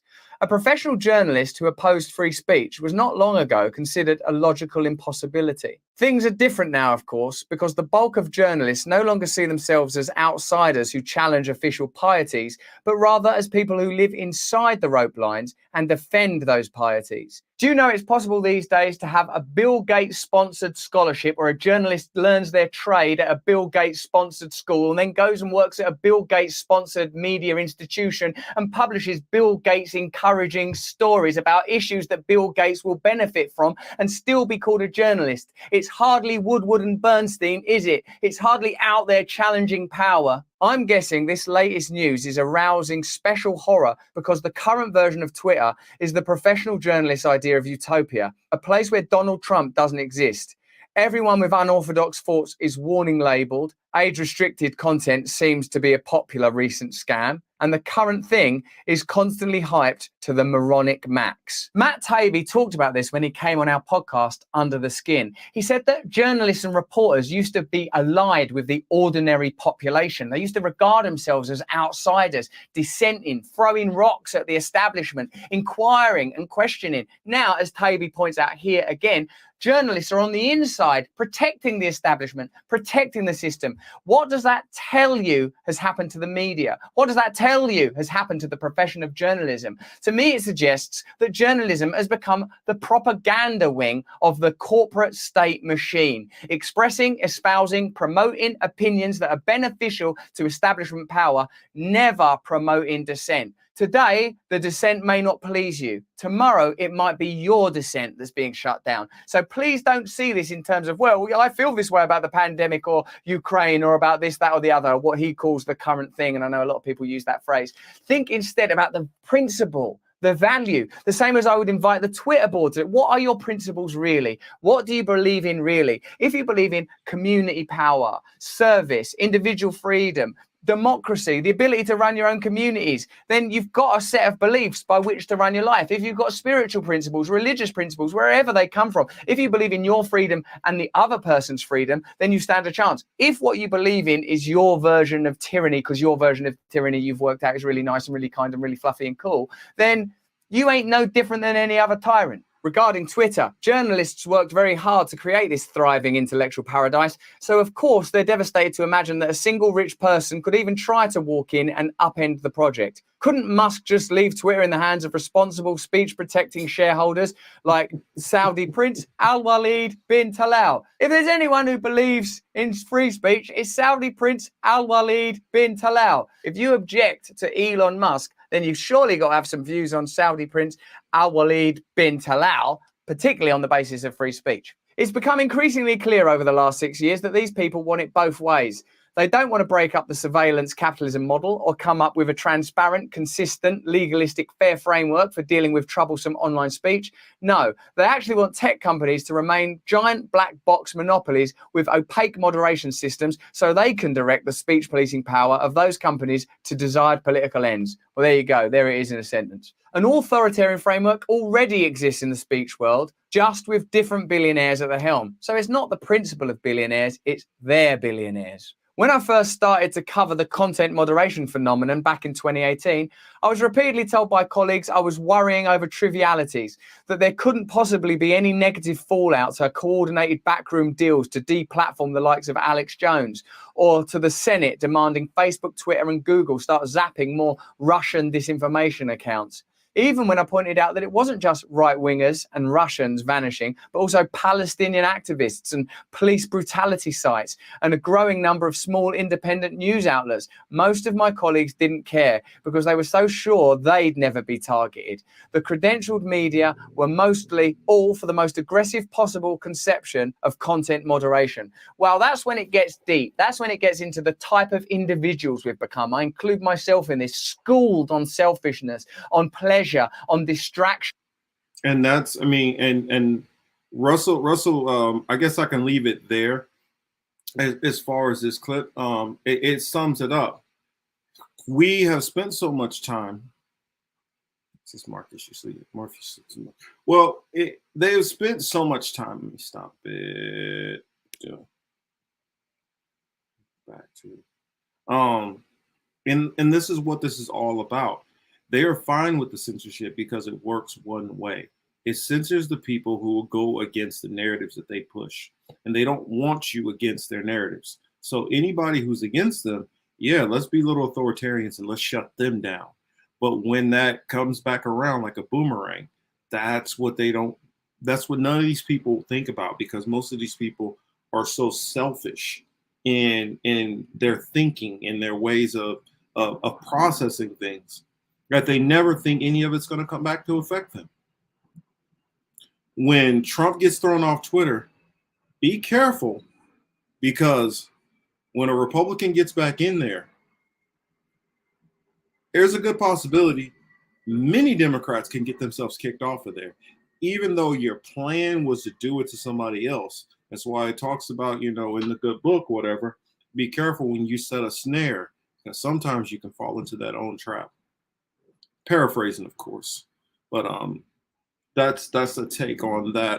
Got one more. You got some. Yeah. What makes before I set up the next clip?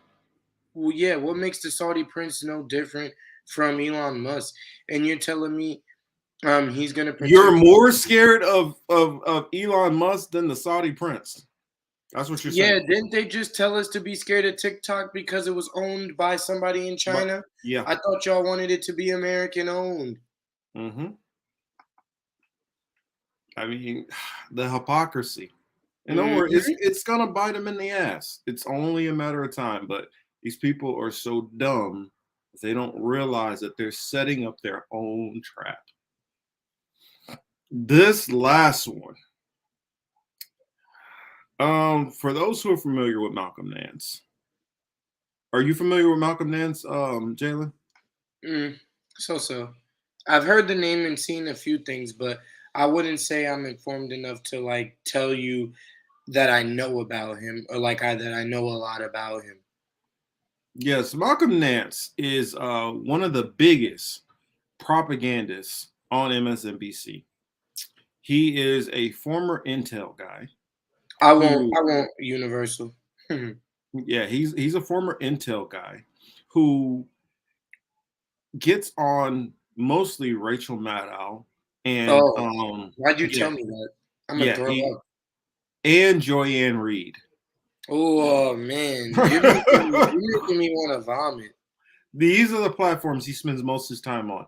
When they need somebody to spin the whole Russiagate stuff, he's the biggest one who talks about Trump and Putin. And Trump was a Russian operative since 1985 and all this stuff like that. This guy, Malcolm Nance. Now, mind you, he was in the military. He worked intelligence. Now, unless he got out and spent some time with the CIA and was doing some Black Ops training, then what he's doing now might make some sense. But if you're just a military intel officer and you just push papers, what he's doing right now doesn't make very much sense. And I think it's going to lead a very poor example to lead a lot of people into very dangerous straits. For those who do not know what I'm talking about, give me a moment, and feast your eyes on what he is up to now. The more I saw of the war going on, the more I thought, I'm done talking. All right. It's time to take action here. With a gun in his hand, Jesus.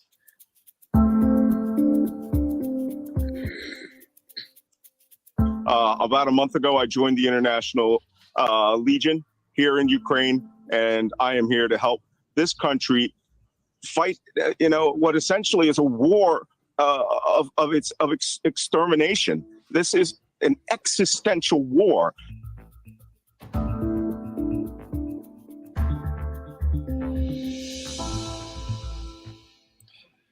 So yes, I chose not to keep it short. I did not want to show Joanne Reed's version of it while they're all fawning over this guy, acting like he's a hero. Yes, he's a hero. Do you feel the same way about him that you feel about Zelensky? I think both of them are very similar in this regards because they're both acting. Zelensky acts as in he is trying to his is a lot more dangerous. He's literally playing, he's gambling, well, not even gambling, he's literally just sacrificing his people for an unwinnable war and using his people as proxy, and knowing that the US or NATO, none of them are actually going to come in and openly support him. They might send in some people to fight under the radar, some NATO troops, and tell them to get rid of all their insignias and badges and any identifying marks and things like that, and then go in and pretend you're from God knows what country. Or pretend that you're an expatriate and you are no longer an American and you're going in the fight. Or you just volunteer completely on your own. You have no ties to the military or NATO. They might be doing some of that, but as far as getting actual ground troops, they're not sending him a damn thing. And none of them are. They're just literally going to use those people to sacrifice. So, but Malcolm Nance, what he's doing is he's trying to look heroic for his network. And he's virtue signaling, the biggest virtue signal you could ever do for those vote blue, no matter who, the Zelensky stand moms in the Democratic Party, the ones who were Cuomo-sexuals. This is what he's doing it for. I think that term is a little bit too literal now. Well, these women, all of these blue Democratic whatever type people, all these people who fall into that, they all love this. They all glorify this. And what's happened, honestly, is the Democratic Party, where they had, I would say, even some of the moderates who were against war, what's happened is a lot of those people have said, you know what, I don't really care anymore. And the Democratic Party has been mostly refilled with rhinos. You know what a rhino is? Yeah. Republican in name only. This is what the Democratic Party has become. Republicans who are pretending they're Democrats. Because oh wow, Universal said Gunna voice. I'm pushing T. I mean, Kelly says, I would say this is Kabuki theater, but I don't want to insult Kabuki theater. John, you could be right. John said it isn't a force of Georgia. Wait, she said rich man's war equals poor people meat bags. Yep. And poor people's raised in poor. If I see a fellow native joining the fight for Ukraine or just grifting for clout, I would say, the hell you doing? Ultimate sellout. Ultimate sellout. Zelensky is enriching his whiny bitch ass at the expense of his own people. I honestly feel like he's already basically been told, yo, this is how it's going to go. Either you can make money and do it, or you can be pushed out the damn way. And it's going to be done anyway. Can we pin Thomas's comment? I really like that point he made. Yeah, go ahead and read it out. He said, if I see a fellow native joining the fight for Ukraine or just grifting for clout, I would say, the fuck you doing? This is just a European East versus West colonizer infighting. That is not our biz. Thank you. Exactly. Because that's not my problem. In all honesty, this is the same thing I feel whenever I hear somebody who says that they're a native and they're fighting their hardest to defend the American flag. Why? I recently was going back and forth, and somebody was telling me that some of my, because this is what I said. I said honestly, well, actually somebody else said this, and I was trying to explain for him. He said when he walks to an area where he sees a bunch of American flags, he says I'm in the wrong area. And what I was saying is, if you grew up where I grew up, you walk into an area with a bunch of American flags, you've walked into a predominantly white area. Mm-hmm. And it doesn't mean that every white person there is a racist, but it means that the probability that there is a racist sitting out there, or a Karen that's going to call the police on you, and you might get the wrong cop, and that can be your last day on this earth. That is a real possibility. Now, those people felt like I'm being racist. I'm being unfair. I'm being judgmental. No, I'm just being safe. I'm being careful. I'm not taking that risk of being by myself in a neighborhood like that. Sean says, I know R, E, and F when I see one. That is one. What does that mean, Marcus? This dude. I don't know that acronym. This dude is a motherfucking faker. That's what, in a nutshell, what he's saying. I'll leave it there. Okay, got me. This dude is playing a game. That's what he's doing. I'm trying to remember, what was it? Role. I'm forgetting role playing. I'm forgetting exactly. Have you noticed that all these movies? But I remember it's somebody who was basically LARPing. Have you noticed? You know what LARPing means, right? Yeah. I wanted to ask you, do you notice how all these Kelly confirmed. You must have been in my neighborhood. Well, what I was trying to tell people, I grew up in the state of Kansas. If you don't think it's a bunch of racist people in the state of Kansas, then you were insane. Then Dorothy, you need to find another road. Yeah, Dorothy was black floating around there. It'd be some problems. Well, I don't know. If you stay over in my county, like literally, you go into the wrong county, like people will tell you, you know you're in the wrong. Well, at least back then, boy, you know you're in the wrong place. Might not want to be out here after dark. Might accidentally think you're breaking into a house, and my gun might accidentally go off. And the thing about it is, if cop pulls up, he is going to buy that story 100% of the time. But Marcus, have you noticed all these movements how are usually all tied to the same party? Like, look at the people who are putting the Ukraine flag or Ukraine colors on their social media handles. The thing about it is, all of those same people are the same people over and over and over.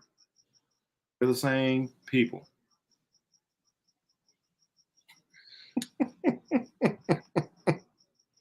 That's the reason why. I remember now. That's the reason why I said it's basically LARPing. Well, I will say that. All right. Mm-hmm. Because what it really means is, rear. Yeah, fakes bringing up the rear, never fought. Rear echelon. That's what it was. Rear echelon. Kelly said the biggest sellers sell out. I don't know if she said sellers or sellouts, but are the Confederate flag flyers and stickers.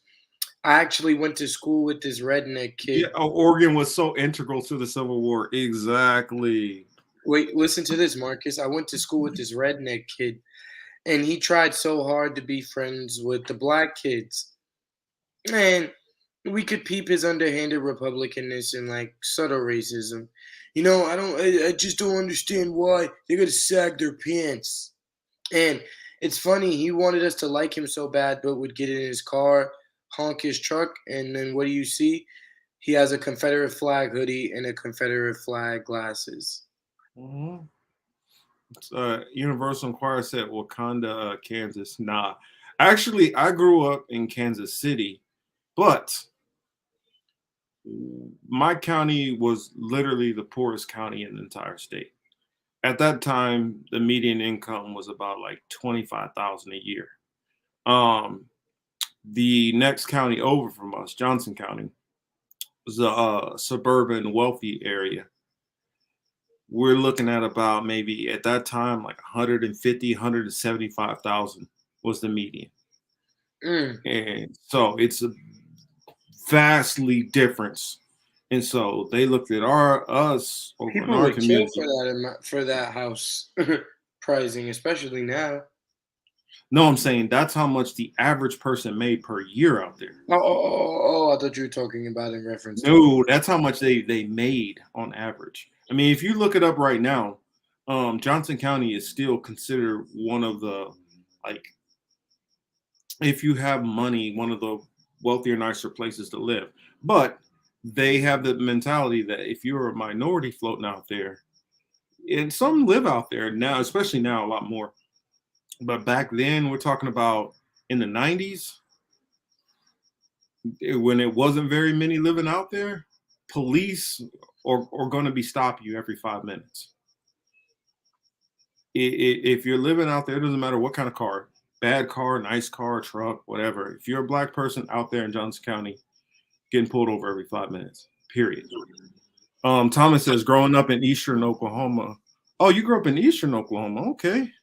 Many natives, whites, blacks, and others live there. Most get along. We hunt, fish, work together, but there are some areas where we avoid it. Confederate KKK areas. My grandmother, grandfather on my mom's side, they grew up in Sapulpa. And they were actually they were children at the time when Tulsa happened.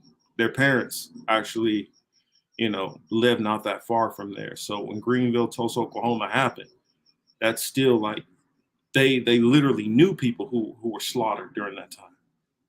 And so for me, I don't take the chance. I'm saying, well, I can't think that bad stuff will happen all the time now.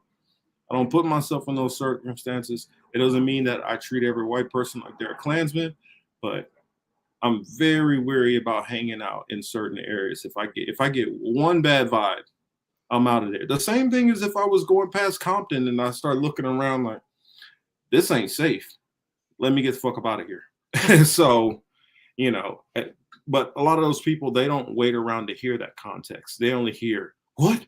You think white people are doing this, or they can do something, or they hear that we have concerns for the police, and then like one of the persons was saying, well, I'm Native and police have never done nothing. I mean, when they came after me, it was because I had tattoos and all that. I'm like, well, I don't have tattoos and all that. Exactly. I was coming home from a job, fresh face, no facial hair, just like Jalen, coming from my job with my paycheck and my pay stub wrapped around it. And that still was enough for cops to harass me and take my whole check. I've had multiple encounters with cops, and I was never even involved with gangs or any of that. So they can miss me with that whole, well, it's not a race thing, because here's the thing. I have not met a black man yet.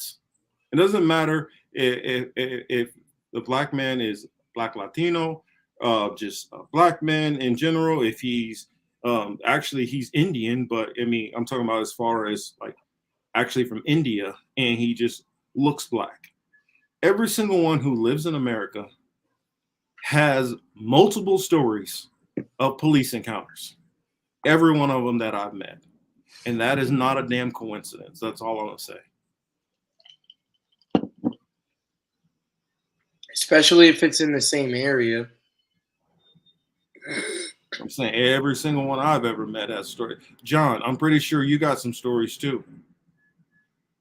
You know what's funny? I know you probably haven't watched it, but on HBO they're doing show about the Showtime Lakers of the '80s, but I they're just started watching it. I'm only about 10 minutes in the first episode. Oh, okay. So I'm not gonna say, but basically, back in those times, they would say, I mean, just I'm sure everybody knows, but just to bring it back, they would say there wouldn't be a week that would go by where you wouldn't see somebody you knew be strange fruit hanging from the poplar tree, and it'd be somebody you know. Said HBO still exists. Yes, HBO still. I think the Matrix movie almost ended its career, but besides that, What, the new one? yes, that garbage Oh ass yeah, movie. that was crash and burn. That was horrible.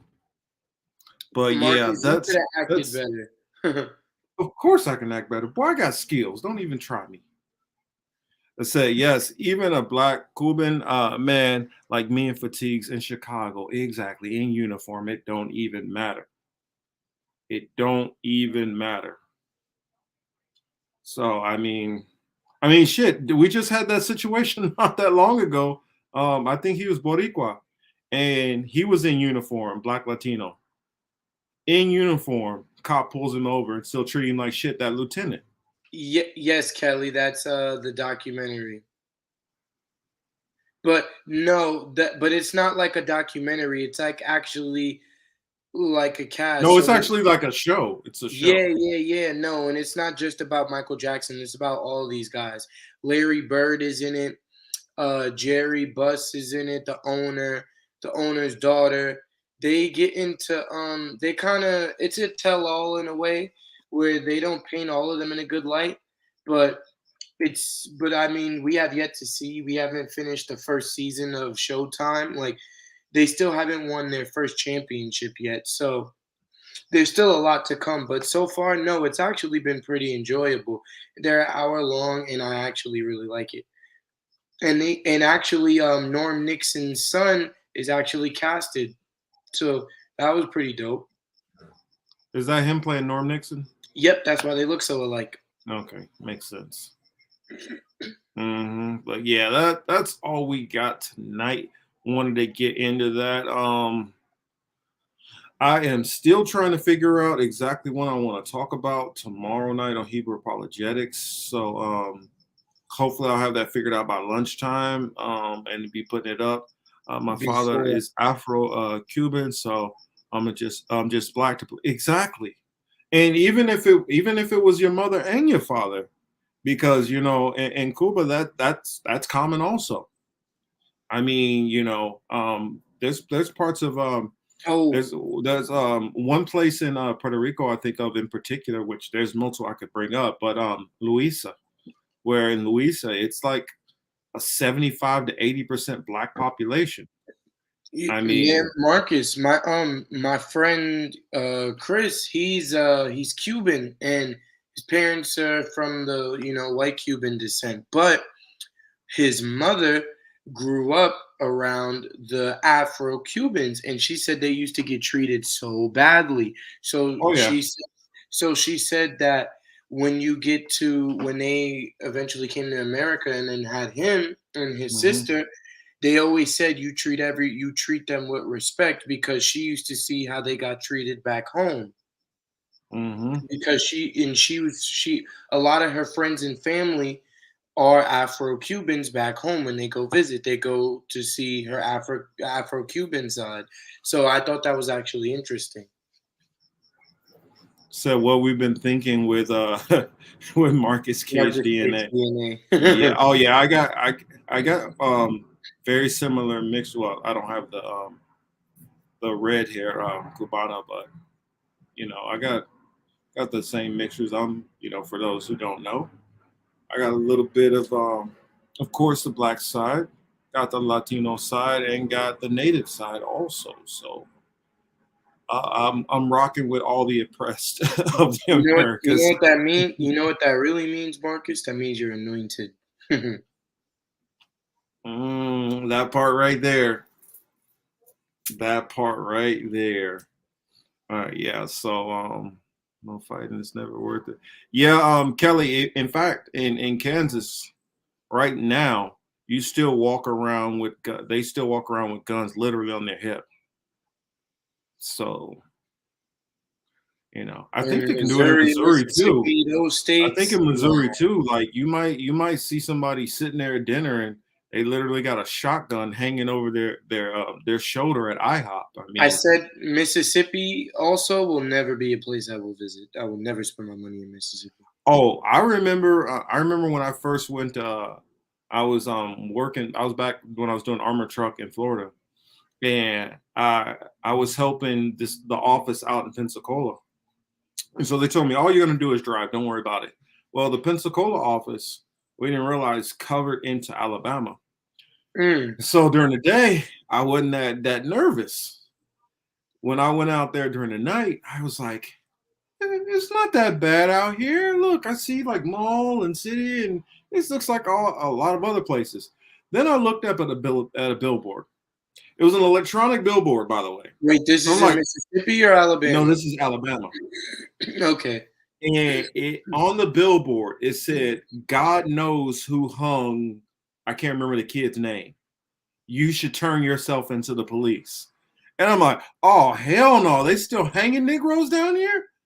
This was like, this was like 2008, 2009. I was like, oh, hell no. I do not feel comfortable anymore. Let me get back in this armored truck.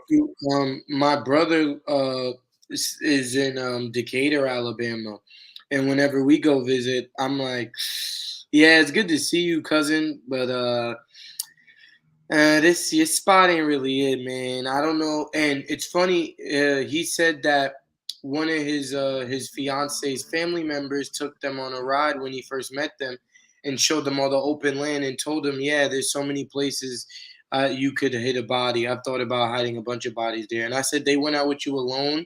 You should have been like, get out. Well, here's the thing. In KC, they don't worry about hiding bodies. You know why? They just throw you in the Missouri River. That current's so strong, you just end up down in Mississippi somewhere. Yeah, exactly. So that, and by then the trout and everything's ate up your body, so it don't matter. They're not catching you. Miss Bama Shore Star and Jalen coming this spring on the TV. Yeah, go down to Signs is in the building. But I'm trying to think. Yeah, Mississippi. I saw the biggest Confederate flag I've ever seen in my life. No, Marcus. Do you know where factually where the biggest Confederate flag was? He says still happens. Wait, do you guys know where the biggest Confederate flag was in the South? Where? It was actually not far from me. It was on the intersection of I-4 and I-75. And that don't surprise me. So you're talking about and people I-4 and I-75. Isn't that like on the other side of what is that? Maybe about 45 minutes to an hour from where Trayvon Martin got killed? That's in Sanford, so that's going more. So maybe about an hour, because that I-4 corridor is not that far going across it. Yeah. But when like where it is on I-75 and I-4 is between Tampa, like if you're heading towards Apollo Beach, Riverview, that's where it is. Yeah, but I'm saying it. Like I remember my cousin living in Tampa. What is it? Maybe an hour to get from Tampa to like Orlando. I mean, it's not that super far. Maybe an hour and a half. Yeah, hour and a half too, depending on where you're driving to in Orlando. Well, depending on traffic too. Yeah, because I-4, you'll be sitting there bumper to bumper for a good hour. That's what I'm saying. If you don't have the I-4 corridor traffic and it's straight, you can. Because I remember what's some of those little cities that you run into down in Orange. Perfect. That, yeah, a little sketchy. You ever heard of Polk County? Yeah, I used to live in Duval, of course. So listen, I worked for this marketing company, and then we had to sell phones, and this lady didn't qualify because her food stamps expired. So we can't honor your benefits if they're expired. This woman goes, oh, niggers come into this town and never want to know how to do business. Mm-hmm. Yes, I know what you're talking about, and yes, Yona, you are 1,000% This correct. woman said niggers come into my town and don't know how to do business. I she's lucky I was training somebody because my blood was boiling. But Oh, I, and at least that's somebody you didn't work with.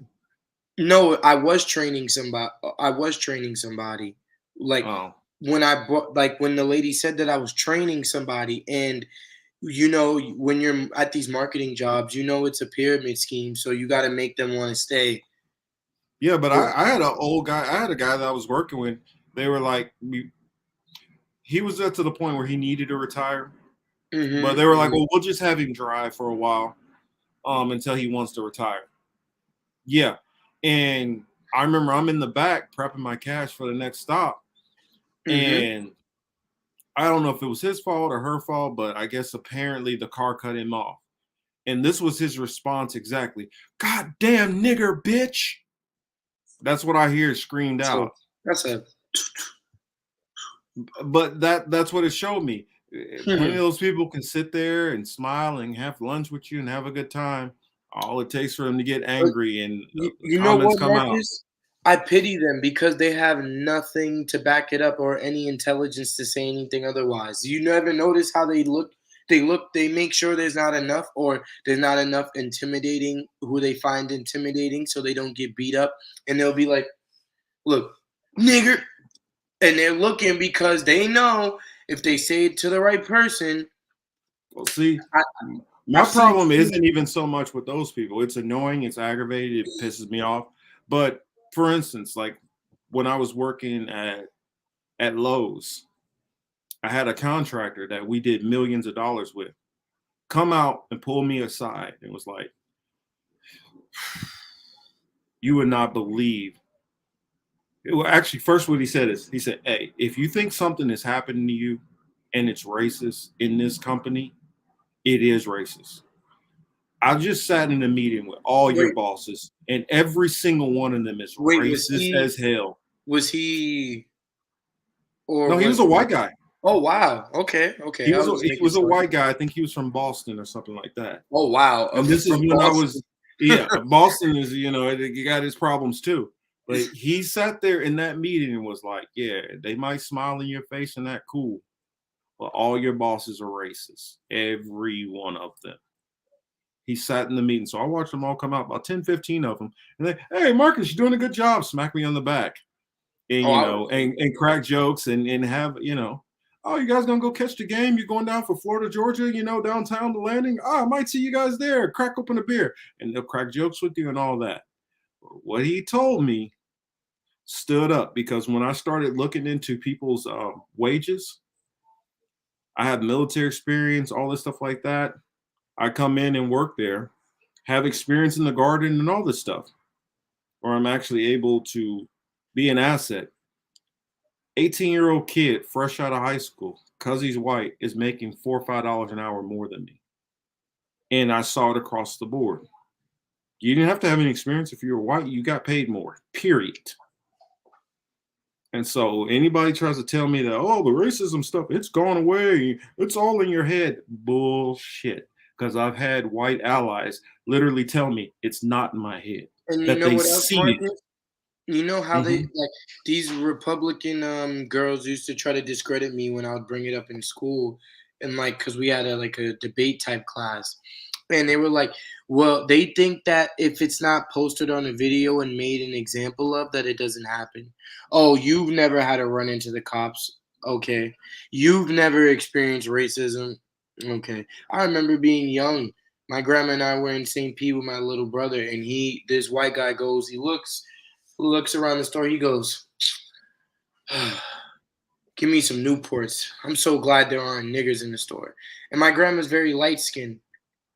She's like a vanilla iced coffee with extra cream and sugar. And she turns around and says, excuse me, I'm a nigger.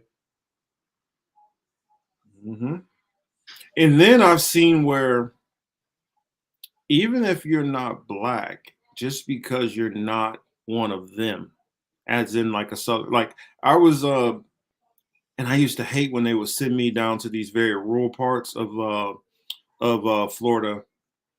I remember I was doing an ATM. Somebody came in from Boston, just like those other people, and they were asking for directions. As soon as they left out, he's like, "Goddamn fucking Yankees! Why don't they take their ass back up north? We don't want their ass down here." And that was a white person. So to tell me that there's still not a lot of bigotry and hate in this country, get the fuck out of here. You lying to Universal yourself. nigga is a compliment if you understand equal nikas, etc. It just means king. Well, actually, no. If you go to the actual word, because a lot of people say no, it means Niger. No, the original word nigger is Niger. It's a Greek word originally. Well, you know how these languages all kind of similar, Greek to Spanish and Latin or whatever. It It's funny literally what they all means draw black. from. It literally means black in Greek. There is no soft G. So it is nigger, which goes into negro, which you have in Spanish. All means black. And it was always meant in a derogatory term, even back to the first century. I mean, you guys ever wonder where like some of these terms you start looking them up and find out what they really mean? I'll give you an example. Ethiopia. Do you know what that means? It means burnt faced. Ethiopia means burnt faced. So you think that they weren't being racist when they came up with that name? Nigeria Wow. literally means land of black. It's all good, Baba. Thanks for coming in. Yeah, just glad that you came through. So and we're kind of wrapped up. We've just kind of been rambling on a little bit. Yona had a I Oh, want to wait, read. Marcus, wait. I'm so sorry I had to jump to this. I had to ask you this. So I had a sports marketing class in my freshman year. And I had this white Italian dude from New York. He was a little chubby guy. He stink. He sweat so much. We wanted to buy him deodorant, but that's neither here or there. He heard the black kids saying that yo, what's like some of the racist terms you've heard? And my homeboy was like, yo, I've been called a tar baby. And the teacher started using the term lightly. He'd be like, oh, because he was cool with my coaches. He was like, yeah, I'm gonna tell coach, you got a bunch of tar babies that don't know how to act in class. Well, I put it this way. I've had a cop say this before. One of my friends, when we were all getting harassed by police, he was like, "Oh, but you know, hey, he's half Puerto Rican though," and he was like, "So what is that supposed to mean to me? What that means he likes burritos with his watermelons?" Yeah. So. Oh, okay. Yeah. So I mean, does it bother you when Hispanics and Latinos or Latinas use the N word? No, not to me, because believe it or not, I see us all as the same people. So that goes into my faith and different things like that. So, but I mean, there's not really much of a difference, especially if you look at it like mentally. That it's only mentally there's a difference. It's kind of like if somebody who's really really light skinned is dealing with somebody really really dark and he gets offended because they're more on the Catholic side. A lot of Southern blacks are more into the Southern Baptists. Yeah, I mean, all it is between most Latinos and black people is the only difference is who your slave master was. Literally, that's really the only difference. Yep, that ties into Native Americans, and most black people had British or Irish or Scottish who enslaved, and in the Caribbean you had either Spaniards, French, or Irish or Scottish. Same shit. And then you got the religions of whatever your slave master had. So yes, watermelon juice is delicious. I do. And I actually, for me, most of the time with my burritos, I'm gonna have some piña. So That's what I prefer. Son of the South was unhelpful, but a glimpse into racism at that time. Like I've had bricks and stuff thrown at our buses, and this is like in the 90s. So people will be like, oh well, that was just a long time ago. John says raised in Chicago, it's all used by all POCs. And in New York, it's the same way in the East Coast. The only it's weird. Only once you start getting to the West Coast and that split between, Midwest West and Midwest East, you start getting that separation. Because out here in California, in my opinion, blacks and Latinos see themselves as very, very different. Even though to me, I don't see you guys. I don't see as no different, really. Especially with gang culture too. Now, gang culture is a different story because, like, I remember, growing up in the Midwest, and so we had Crips, we had the Bloods, we had Gangsters Disciples, we had Folk Lords, we had, and like there right now, you have a more, what, John should know about the BDs and GDs. He's in Chicago. Sutresa, Nortereño. You had a lot of different other groups involved. And then when I was in Chicago, you go through and you see the Vice Lords, and you would see the Renegades, the Stones, more Latin Kings. Yeah, the Stones, Renegades, GDs, BDs, especially like my generation. Like those were already around, but then they started breaking off into their own sets, and that became like rapper crews, like OTF, No Limit. Oh, yeah. But it was the African American ones. You didn't really see the Hispanic ones. But here, let me read Yona's comment up there, and then I gotta kind of wrap it up. I gotta put some food in my belly, and then I gotta actually fold laundry. So not fun, but gotta do it. I gotta type why my media. So I had to start a business company. So ironically, because I do the podcast, I said I want to start a media company. Now I have to make a brochure on marketing my media company, but I know damn well if I ever pitched an independent company with newscasters from all over the world to give news globally in all corners of the major countries, nobody would pay for that. Here's the comment. It says, problem with Americans is, to paraphrase Majik Malik El Shabazz /X, that they love their master more than masters love themselves and race to save their master's burning house. Yeah, it's just like that old saying. It'd be like, if the master's sick, they're like, we sick, master? But that goes back into, Willie Lynch and a whole lot of different stuff which they use to literally break the minds of the slaves.